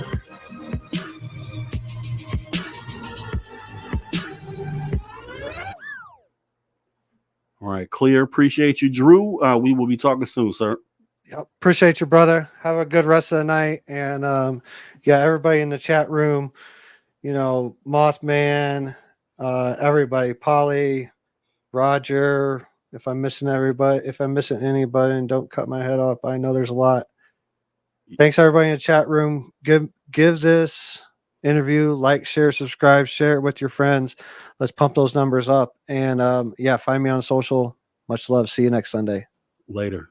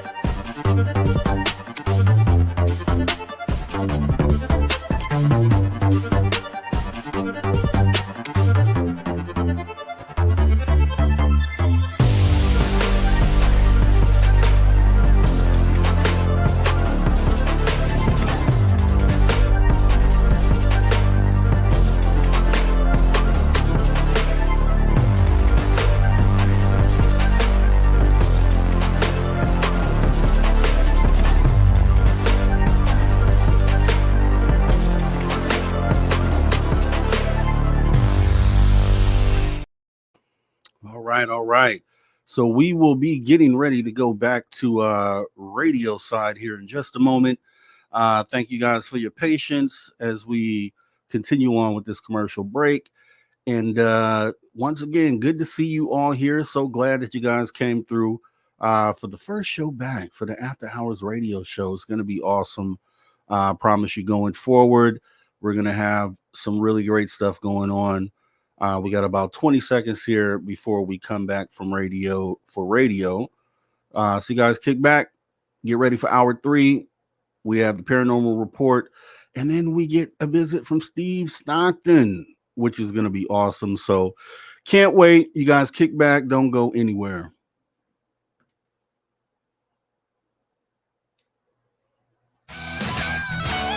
Welcome back to Spaced Out Radio After Hour number 3 with me, your host, Mr. Rob G. We are back in the building. Don't forget, you could go into our archives, youtube.com/Spaced Out Radio, and check out anything you may have missed. Make sure you go there. Also, don't forget to follow us on Twitter and Instagram at Spaced Out Radio or Spaced Out Radio Show. As we go ahead and get ready to jump into hour number 3. And I just want to go ahead and I mentioned this already earlier in the show, but I wanted to take another second to extend my thanks and gratitude, man, to my guy, Travis Moostoo's my guy, right? He's been my guy. He was my pick back in December of 2023 to do this segment, in hour 3. And great guy, very talented guy, very connected with. And I'll miss that. I'll miss the insight that he will give us into the native side of this. And, I'm good. I talked to him, and when he gets the time, hopefully we can bring him back in some sort of capacity. But what we're going to do right now is go ahead and jump in to our paranormal report with none other than filling in for Drew Bankey, Mr. Terry Hall. So let's go ahead and get this going here, and you guys won't be disappointed. You're an irredeemable monster! Come here, I'm gonna eat you! Get in my belly! Oh, man. Get in my belly. That's great, Rob. How you doing, buddy? Doing good. None other than Terry Hall stepping in for the paranormal report. So glad to have you, Terry. And it couldn't have been a better choice. I mean, I remember when I started this journey with After Hours, you joined me for a few of those shows, and we had a really great time. And it's just really good to be back with you right now. How have you been? Been doing good, buddy. Been doing good. That's why you've always got some of us here at Spaced Out Radio that's in the rear with the gear that's willing to come on when it's time. Tonight was time. Just like before when you first started out, here I am. Glad to be here. Glad you had me, Rob. But we have something that we need to address first off this evening. Yes, sir. We will be congratulating our one and only Miss Jessica Jones, the Cryptid Huntress. Jessica will be stepping away from Spaced Out Radio. She started out with us approximately 3 years ago. And Jessica feels that, not only with some of the time constraints that she has, but she's got her own success that she can celebrate now. And we're celebrating that with her. So she's going to be stepping away from SOR. This isn't a goodbye. This is a good luck. It's Dave ordained. And it's just another one of the things that we do here at Spaced Out Radio. We bring so many different personalities on to the show. Sometimes they have more to offer, like Jessica did. But Jessica has really exceeded everything that we could have actually expected out of anybody here. She has carried the torch for 3 years, and now she's stepping away.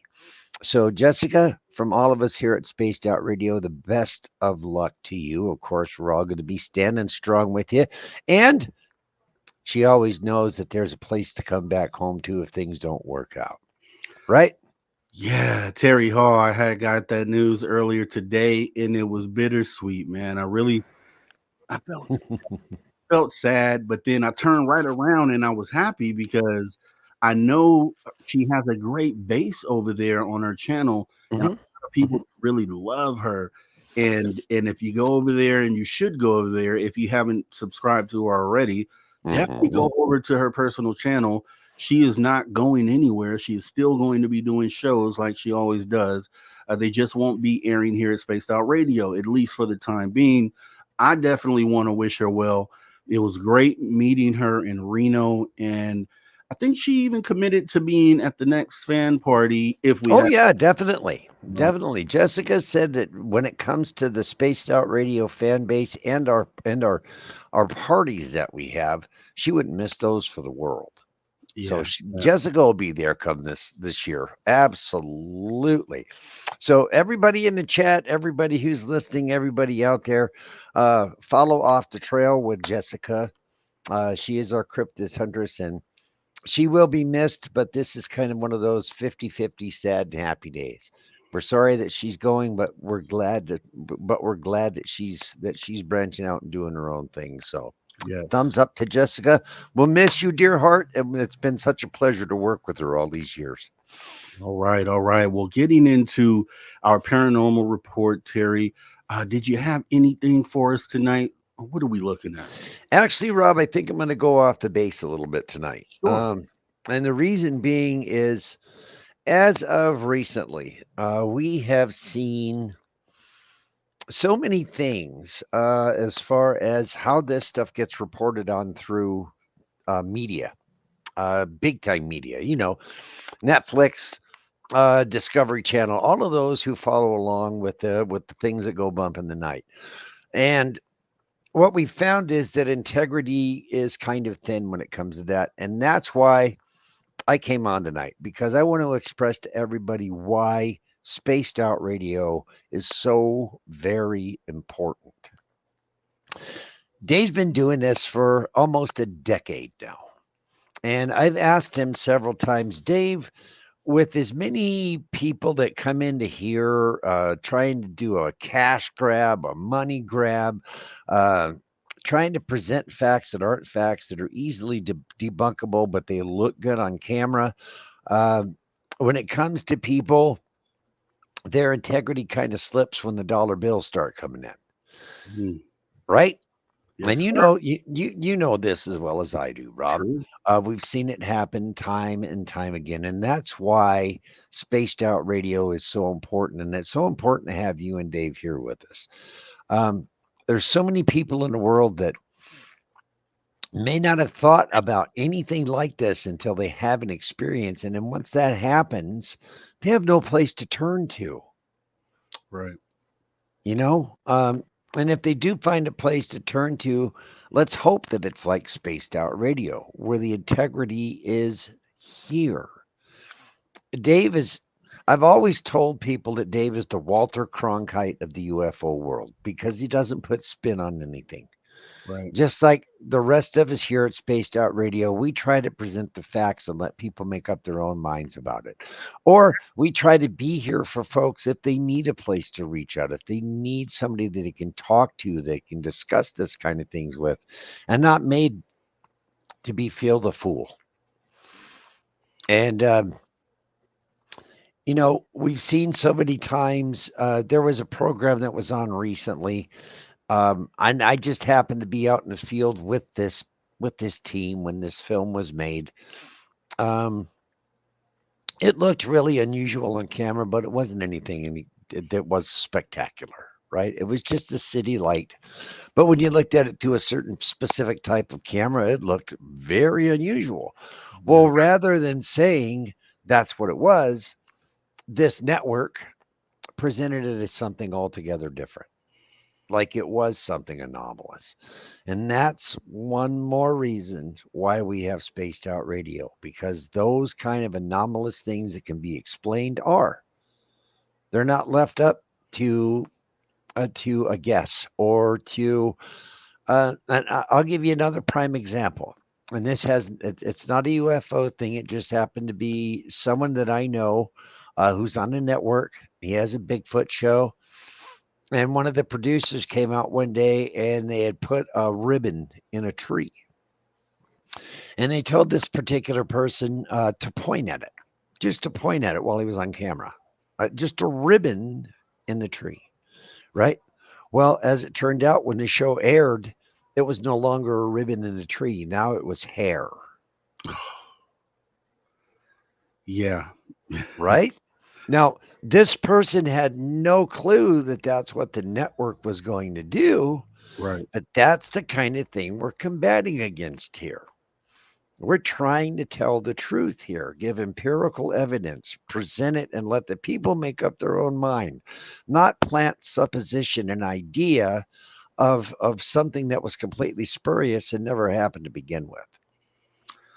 Yeah, and that's the, you know, without naming names for shows. I mean, I'm sure you can go out and find these shows, but it just, for these shows that on the surface are supposed to be shows that you would think are on the side of ufology or getting the answers, and then you find out, if you happen to know someone on the inside, then you figure out that a lot of this stuff is staged, unfortunately. Right. And it definitely goes against what we're trying to do. So to have authentic shows like the one you're watching here, everything here at Spaced Out Radio, then it does give people a place to go. And I never really thought about it like that, Terry, because I was just talking to Drew Bankey about that, and just like in the moment of a disclosure situation, like what would be something people could, the people on the outside that would just be coming to realize this is real, what would they be able to lean on as far as maybe something to help mentally? And then now that you say that, it probably would be a show like this. Right. And it is. And Rob, I'm going to be 100 with everybody here this evening. Everybody knows, who's been listening for a long time here on Spaced Out Radio, that I set aside nearly a year. Went the extra mile. We set up a mobile laboratory for field investigation, everything else, and it was working out phenomenally until networks started being mentioned. Until those contracts and those people started calling and saying, well, we want this and we want that and we want that. That's when the integrity went out the window. Yeah. And what caused me to walk away from it all was being out in the field, knowing what I was seeing, and being told to get away from the cameras and the microphones so that nobody could hear me say that it was not what it was supposed to, not what they were portraying it to be. When that occurred, I washed my hands of it, turned my back on it, and the one place that I had to come back to was Spaced Out Radio. Because, like I said, it's, you guys aren't trying to put something here that's not here. You're being the ear to bend, the shoulder to lean on, someone to hug and cry on if you've got nowhere else to go. And our listening audience, the people that are in the chat, you know, Kiera and Brown Dwarf, salute, by the way, Dwarf, and Timothy, man, and the rest of everybody here.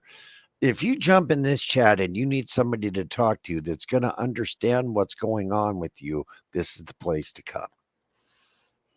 Yeah, definitely. And for the radio audience, those names Terry just mentioned, there's some of our chat people here on the YouTube side. So if you ever come over to this side, you'll be able to get to know these people personally. Really great people. Great community over here as well. And yeah, I mean, you know me, I'm all about trying to get to the truth, or trying to find how we get to the truth. Not even necessarily, I don't think I'll find the truth, but at least trying to help move the conversation forward to where we at least take another step in this. And, you know, I knew that some of these shows out there were over exaggerated, but it really kind of hit me a little different when someone, you know, that we knew was kind of attached to something like that, and we kind of really got to see how firsthand, absolutely, they actually do this. And it was disheartening. And I can never look at shows like this the same. I always will have that question in my mind, like, is this over exaggerated? Is a part of the story not being told? And you know, I don't know how you combat things like that. I guess Now, just see, Rob, doing what that we do. that's exactly the deal. That's exactly it. It's hard to keep up on this without following things, without getting the information. The only information that we can get is what we can see here, right? Or read. Um, and so when it boils down to it, and we know without a doubt that most of what we're seeing is baloney. So it drives us back to home, back to here, because this isn't baloney. Never has been, and it never will be. You could go back into Dave's archives years, and it's always been the same. I mean, the only thing that he's missing is Walter Cronkite used to say during the war years, "Good evening, Mr. and Mrs. America, and all the ships at sea." That's the only thing that you guys are missing. You know what I mean? The integrity is here. You don't try to pull the wool over people's eyes. And God forbid something does happen that proves us wrong. We're the first people that come out and tell you, "Hey, we were wrong." Sorry, but it happens. Yeah, yeah. And you have to wonder. I mean, I have always wondered why you would think if there were shows out there that were really trying to get this thing done, that they would put people on air that really could help move the needle. Like there's a lot of experiencers and a lot of people who have really great authentic stories to tell that could shed some light on some things instead of networks looking for the drama aspect, or it has to have a hook. Sometimes they don't have a hook. Sometimes you just saw something weird. Sometimes you took a video of something weird. It doesn't have to be a plot line to it. And I think that's kind of where they go left with it. And but it's to them it's done for entertainment value, and like you said, for the bottom line, for the dollars. So Right. it's a fight we're fighting against our own supposedly people on our side, and then those out there that don't want shows like the ones we put on here to really get that message out there. And it's like a fighting on both sides, you know what I mean? And you kind of bring that to light by talking about that tonight. Well, it's either who's going to be the diva of the week, who's going to get the cash grab this week, who's going to get that Netflix contract this week, or who's going to be truthful. Yeah. What's more sensational, when it comes down to it. And like I said, sometimes it's just a boring story. Like my story is kind of boring when you think about it. I just happen to have proof where you could be like, oh, that's interesting that you can actually see something, but it's not really just a fantastic story. If you're going to write a movie about it, it wouldn't probably be that interesting. But I guess that's kind of what the experience is. If you me and Drew earlier today, we were kind of talking about this whole thing potentially being a simulation or a matrix. Have you ever thought about that when looking at the phenomena, and what do you think about that? What is your opinion on that? As of recently, there's been a lot of information that's been coming out that, and I'll just put it to you the way that I understand it. Okay, we've got space monitored really well.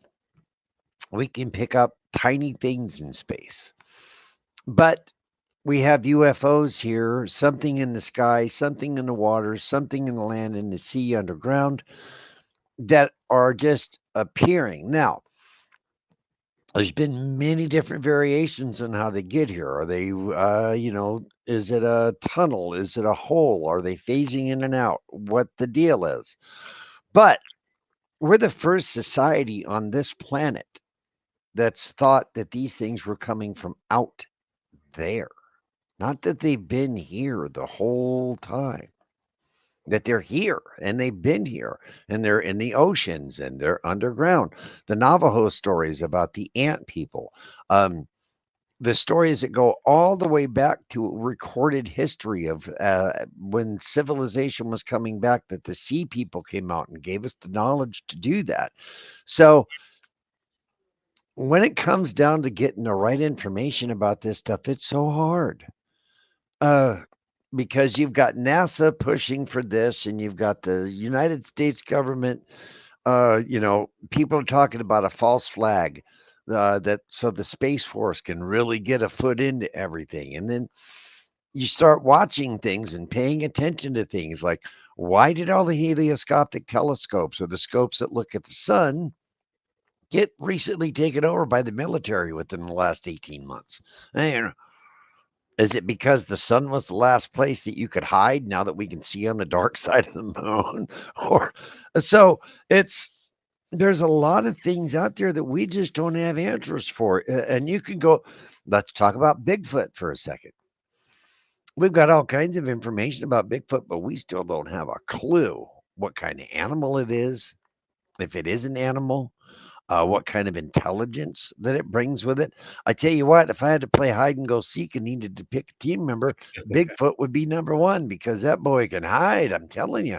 Yeah. So, and then we can also come back to things like you said, Rob, your story, you had video evidence that went along with it, which took it from a tinfoil hat to a, hey, this could really happen kind of thing, right? Why do we have to have that kind of thing? Why Right. can't it just be us telling our truth and being believed? Why do we have to have the video evidence? And now with AI, you know as well as I do, because we were investigating some of that stuff the other night. AI is becoming so incredibly precise that now we're not even going to be able to believe what's on tape anymore. So now where do we go, Rob? Yeah. Yeah. And it's almost like, it feels like, that's, it's strange, right? We're in a strange place because, yeah, 60 years ago, none of this, was around. And obviously a sighting was a sighting and proof was proof. But now it gets convoluted with things like that. And Mhm. it's like, how do you go forward with this? I don't know. I don't know what You you were do. talking about us being in a simulation. And there is a video game out that basically is universes. I mean, universes, right? They're thinking about adding AI into this game. So it really makes you stop and think that if they add AI into this game and characters start to have personalities and can function on their own, what is their big bang going to be? Is it when we turn the on button on? Is that their big bang? Was that our big bang? There you go. And that's kind of why there's a movie out there which isn't related to ETs at all, truthfully, but it kind of falls into the simulation theory. And that's a movie called Free Guy, Mhm. where they were NPCs, and then all of a sudden they had awareness and consciousness, and then to come to realize at some point in their existence that they are only a part of a simulation, and that what they're doing didn't matter, like the outcome, their decisions and choices didn't matter in the long run. And that's kind of what I was talking about here, like, do we have control over our own destiny? Like, the decisions and things that we make, do they really matter in the long run? Are the extraterrestrials actually the ones that are sitting back pulling the strings and making the calls, even tying into politics and those outcomes and things of that nature? Mhm. Like, do we really have an effect on this long term? As we have about a minute till break, Terry, you can go ahead and take it from here. Well, it all boils down to this. All we've got really, Rob, is each other, right? In the long run, all we really got is each other. And if you go the network way and you treat each other with lies and half truths, then you know where you end up. But at least we've got the integrity and we've got each other here at Spaced Out Radio, and that's what really matters. Yeah, yeah, and I try to come across as and show everyone that I'm a genuine person. I don't need to necessarily prove it to you. I think that's just something that you feel. Like, you can Mhm. feel if someone is genuine, and I, because I can feel other people's energy. So I would assume you could feel mine. So I use the little power that I have to try to kind of pass that along to everyone else. But we're gonna go ahead and get ready to jump into this break here, right here on After Hours. Actually, this is the After Hours radio show, so it looks like we got about 25 seconds here, and it's it's an interesting thing. Did you have anything before we jump into the break? 15 seconds. I just wanted to tell the moderators on our live show here on YouTube what a phenomenal job you guys do. And the people in our chat room are the absolute best. Absolute best. So if you get the opportunity, tune into Spaced Out Radio on YouTube. And we've got to go to the break. That's right. As Terry just said, leading into the break music perfectly, we will be right back with the last half hour of this After Hours. Well, we will finish up the conversation with Terry Hall, then get into some Steve Stockton. You guys don't want to miss that. Don't go anywhere. Stay right here. Don't change the dial.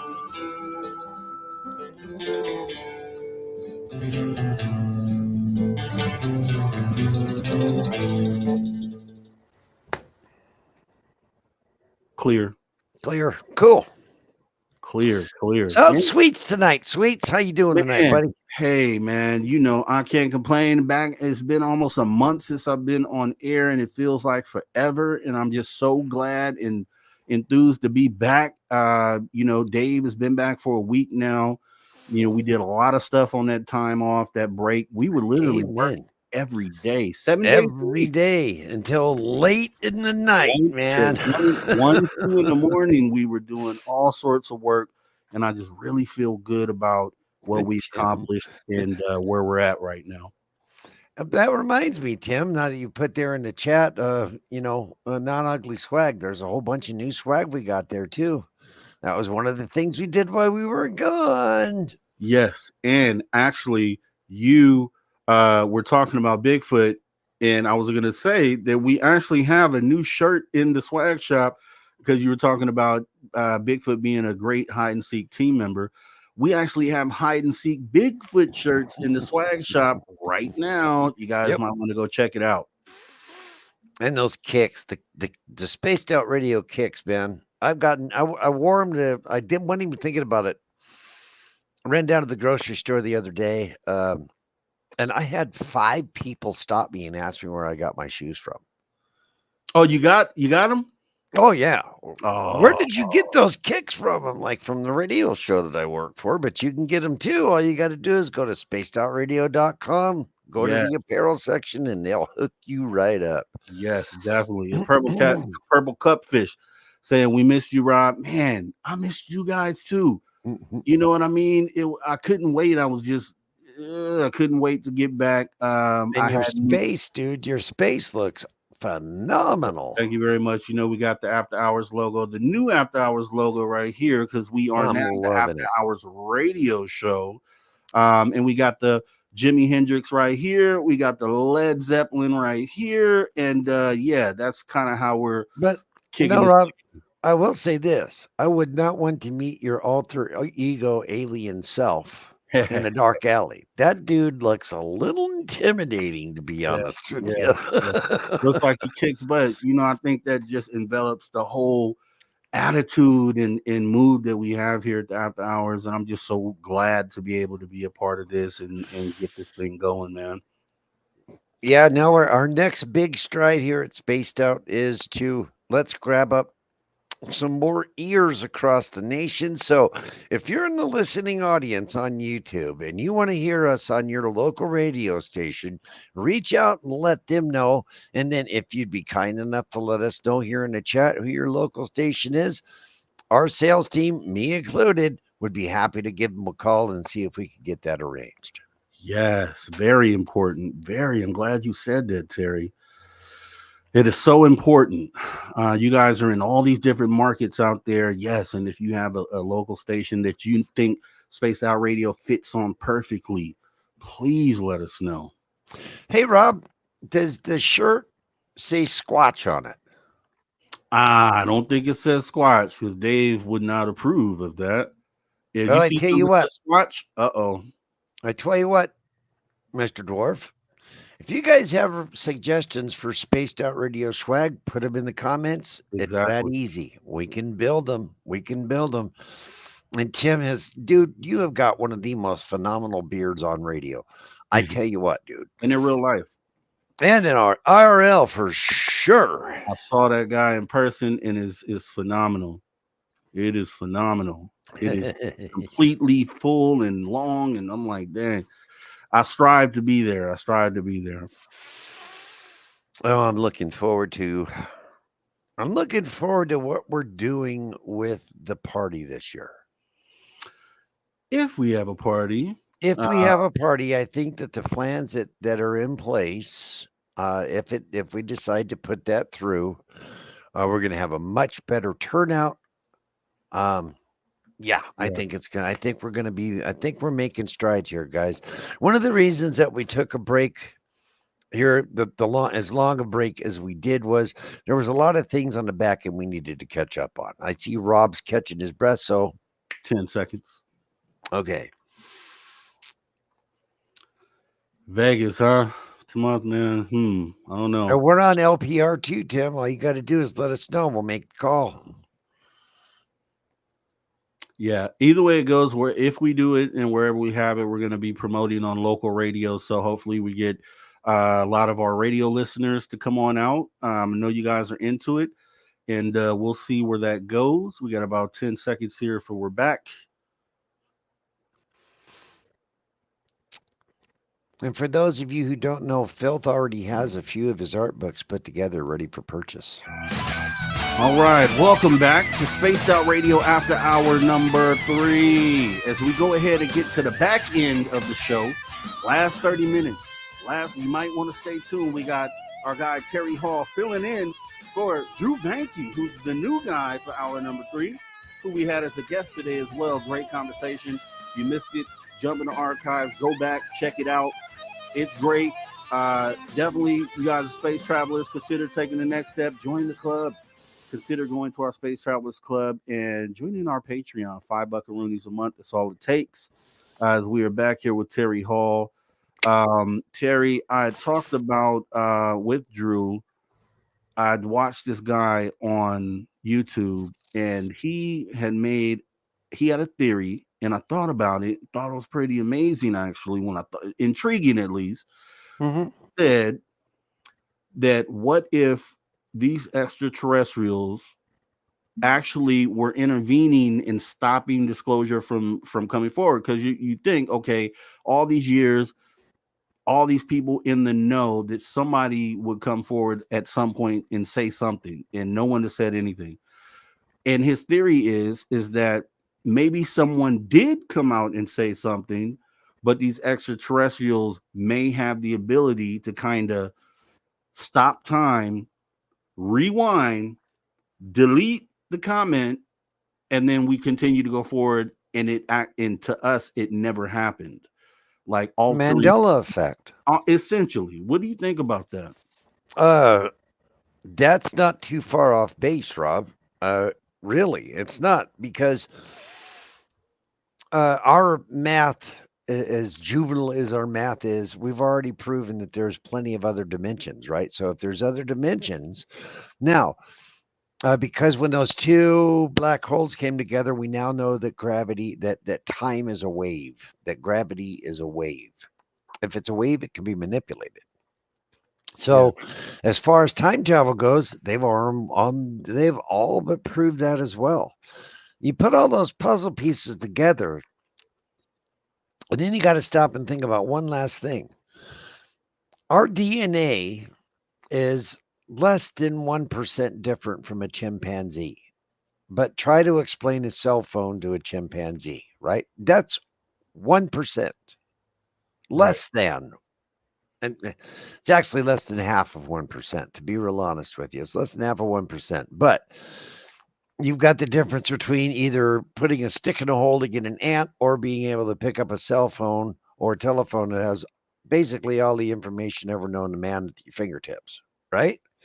Now then, if they are doing something like that, Rob, is it because of that type of situation, to where they're so far advanced ahead of us that even basic communication with us is almost it almost doesn't happen, because it's such a step down? It's like us trying to talk to a monkey, right? Yeah. And we've all found out that if you let too much good stuff out of the bottle at once, it can be a bad thing. If we all of a sudden went from needing to go to work to make money to do this, that, and the other, to have something like they have on Star Trek, to where we talk to a computer and say cappuccino and it pops up for you, what's going to happen? What our track record shows that we don't do good things with stuff like that.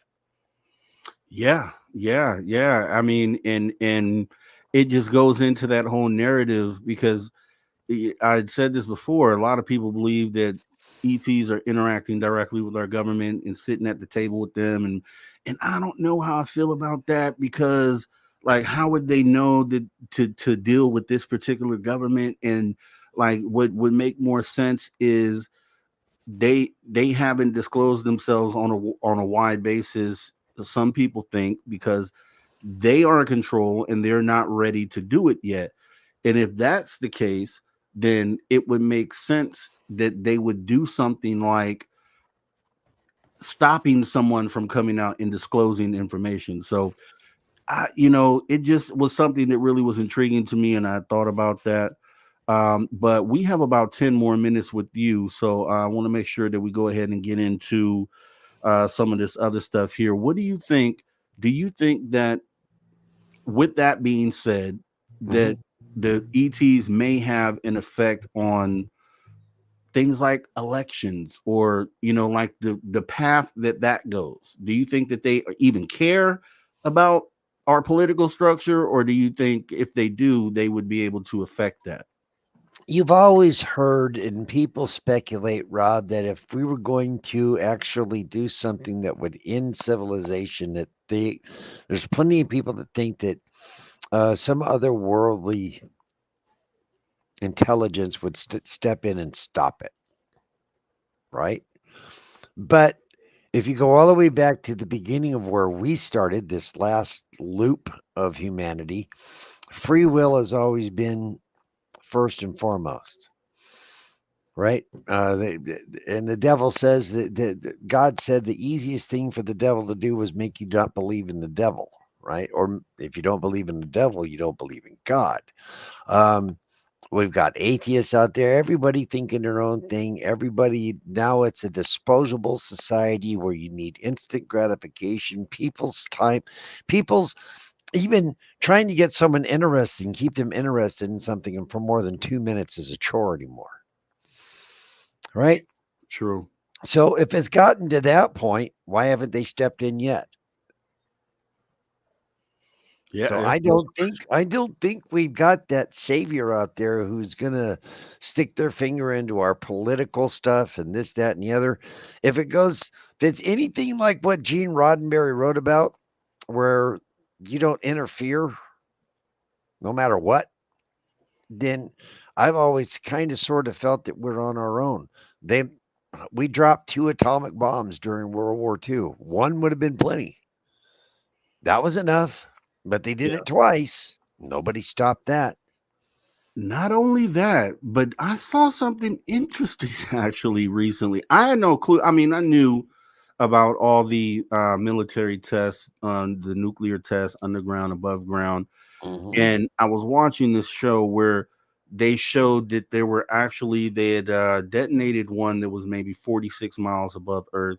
Then they did one a little higher than that. This is like in 1954. They went a little higher than that and detonated at 240 miles. I think it went up to like 400 miles. Then they had one that they detonated in space.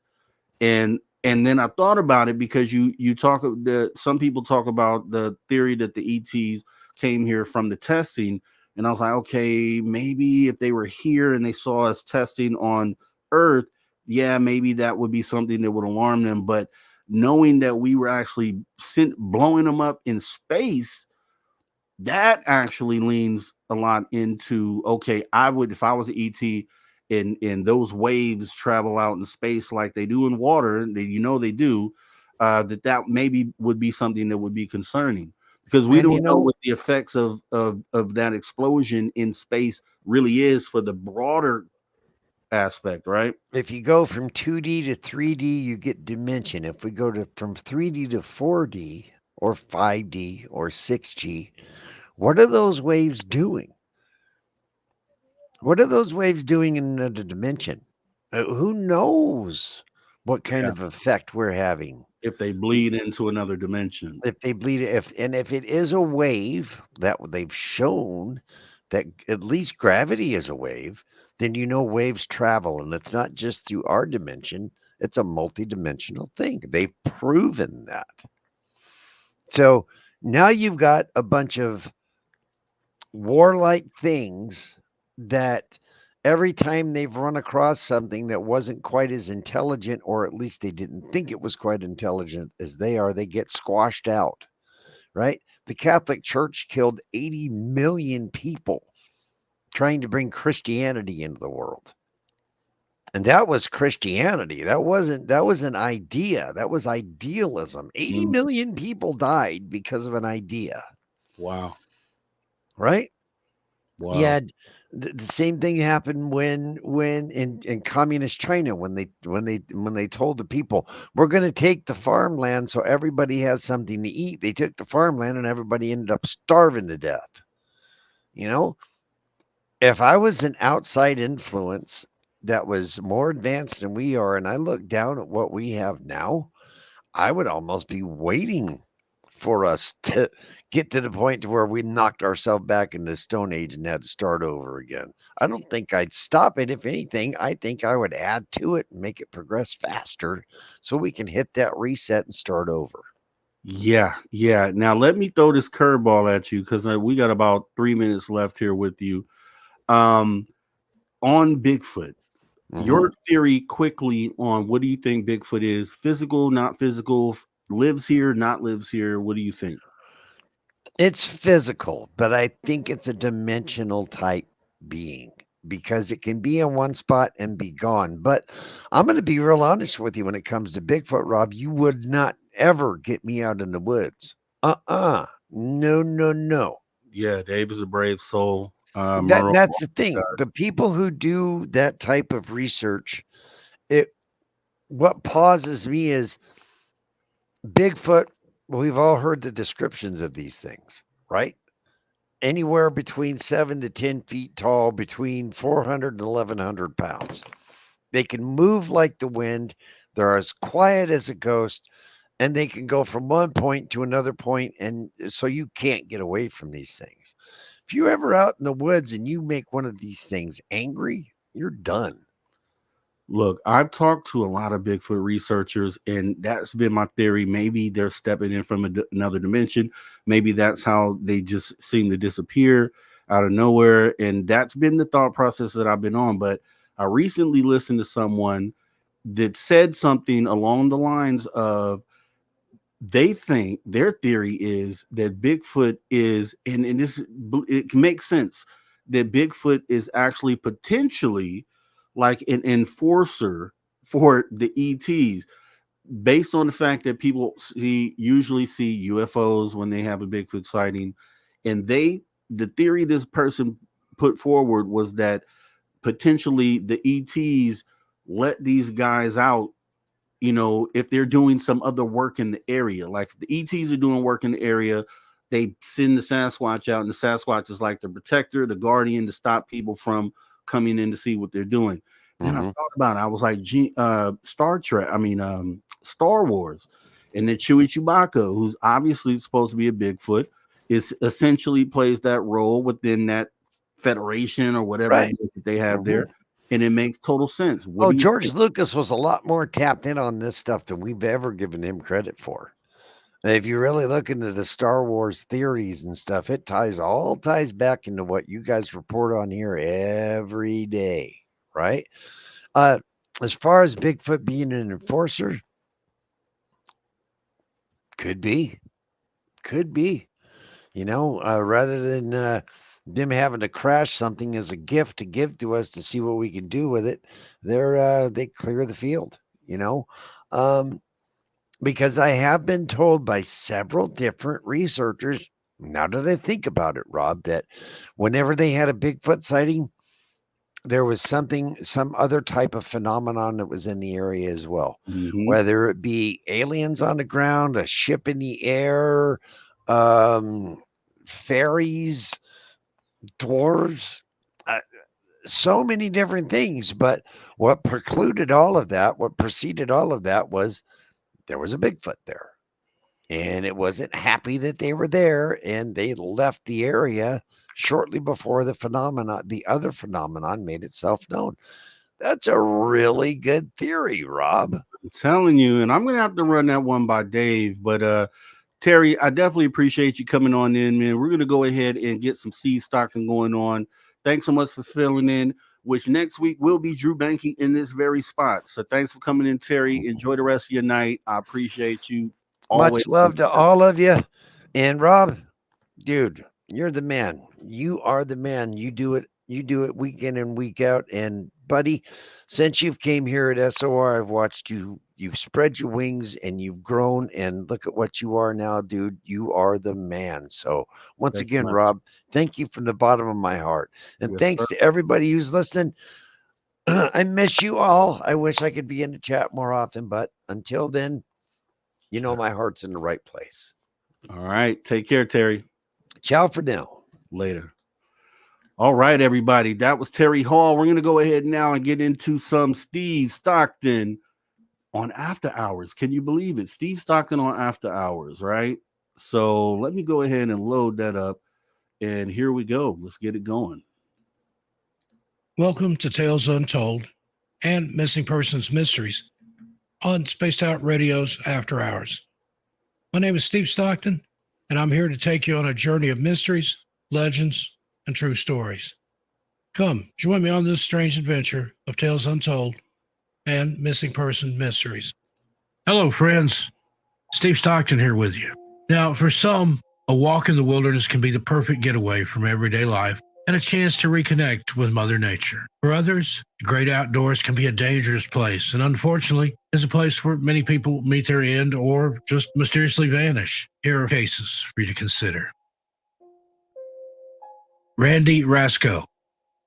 On November 19th, 2015, park rangers at the Mammoth Cave National Park in Kentucky noticed that a car had been sitting in the car park for around 2 weeks. This immediately set off warning bells, and after doing some digging for information, they discovered that the car belonged to 40-year-old Randy Rasco. As the car had been there for quite some time, the park rangers set about searching for Randy right away. But when he couldn't be found in or near the parking area, they opened an investigation and widened their search.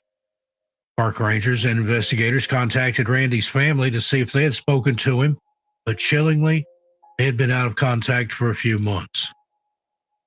According to his sister Sherry, up until May 2015, everything was normal. On a regular basis, he was doing his normal things, hunting, fishing, and kept in contact with her brother who lived close to his Bowling Green apartment. Then one day out of the blue, he packed up his belongings, quit his job, and had his mail forwarded to another address, and just left. Sherry said they filed a missing persons report after they found out he had just fled and were worried as he had recently gotten divorced. For a month, the Rasco family waited for any news, and in June, he was found safe and sound in Washington State.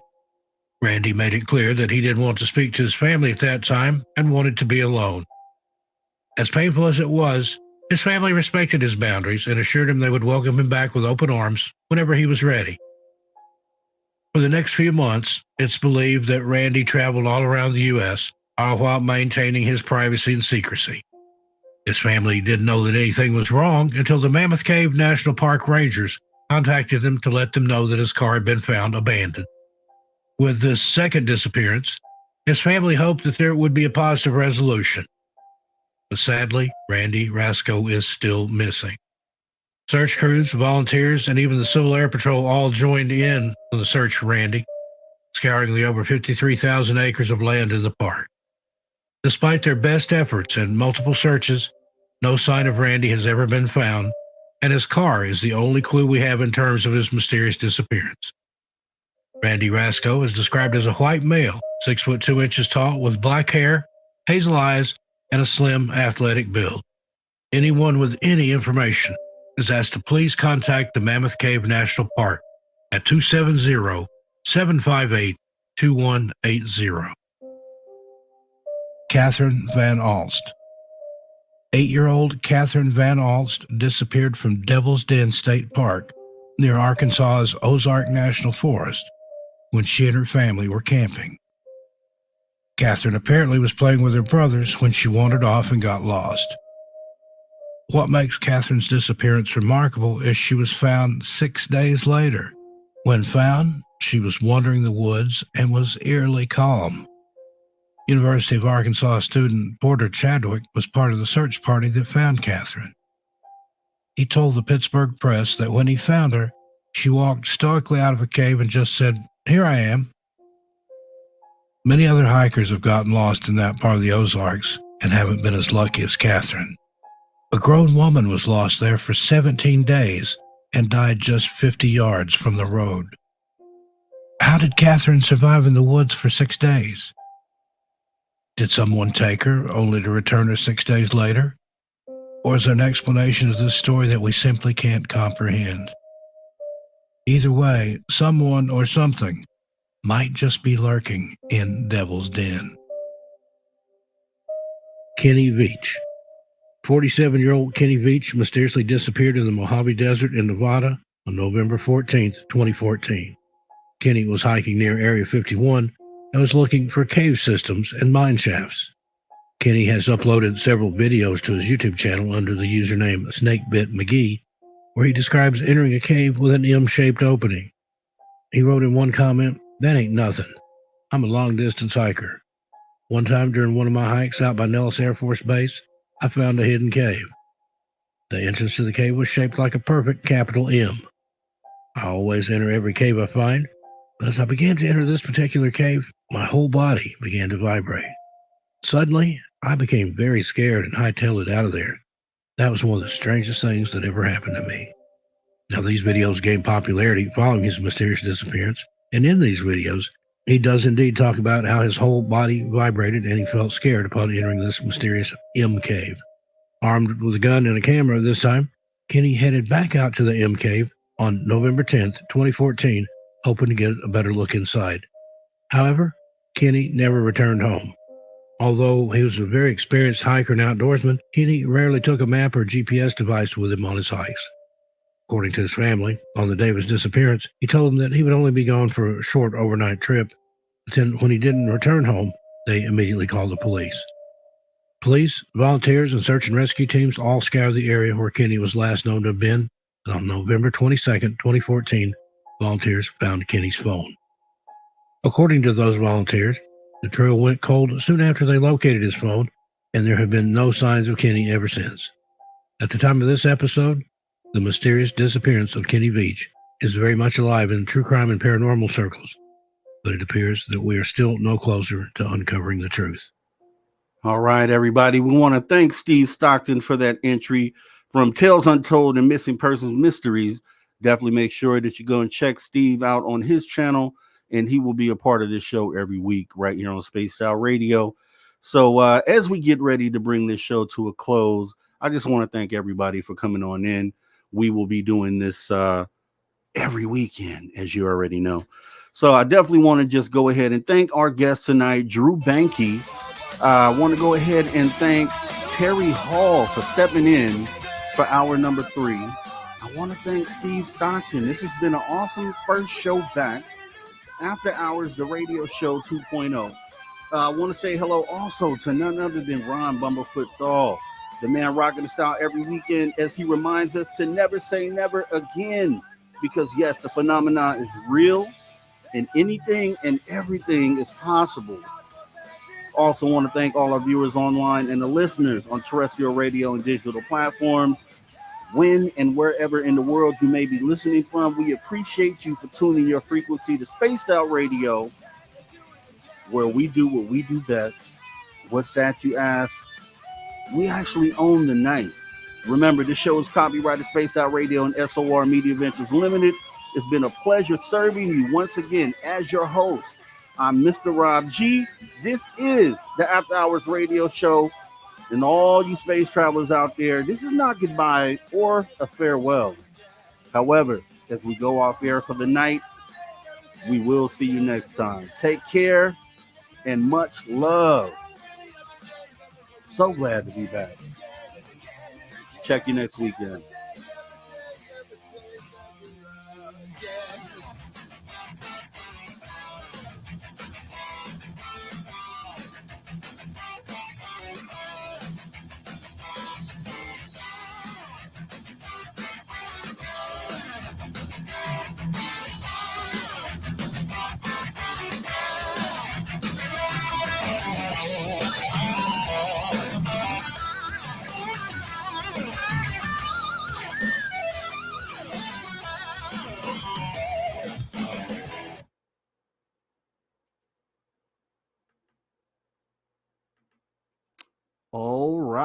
All right. Awesome first show back. As we go to the radio side, right? So this one will go to radio. This one is already over on Spreaker. So make sure you guys go and support, show love. And like Terry said earlier, we're looking for radio stations. If you live in a market, a place, a town that you think Spaced Out Radio fits, let us know the station, because we are reaching out to stations and we want to get Spaced Out Radio in as many radio markets as we can. I definitely thank everybody for coming on in. It's been a pleasure doing this tonight. And I'm going to go ahead and get you guys out of here real quick with our new outro. Just once again, thanks for your support. I couldn't have done it without any of you guys. Let's run the swag commercial because we don't have ugly swag. Then we'll run the outro. And I will see you guys next Saturday. Hey everyone, guess what? We do not have ugly swag. We have Spaced Out Radio gear that you're going to want to wear. Why? Because no one wants to wear ugly clothing. So head on over to spacedoutradio.com and go shopping today. You'll be glad you did. And it's a great way to support our show. Once you get your gear, send us a picture of you rocking out in your SOR swag. spacedoutradio.com. Shop there today. And make yourself look good.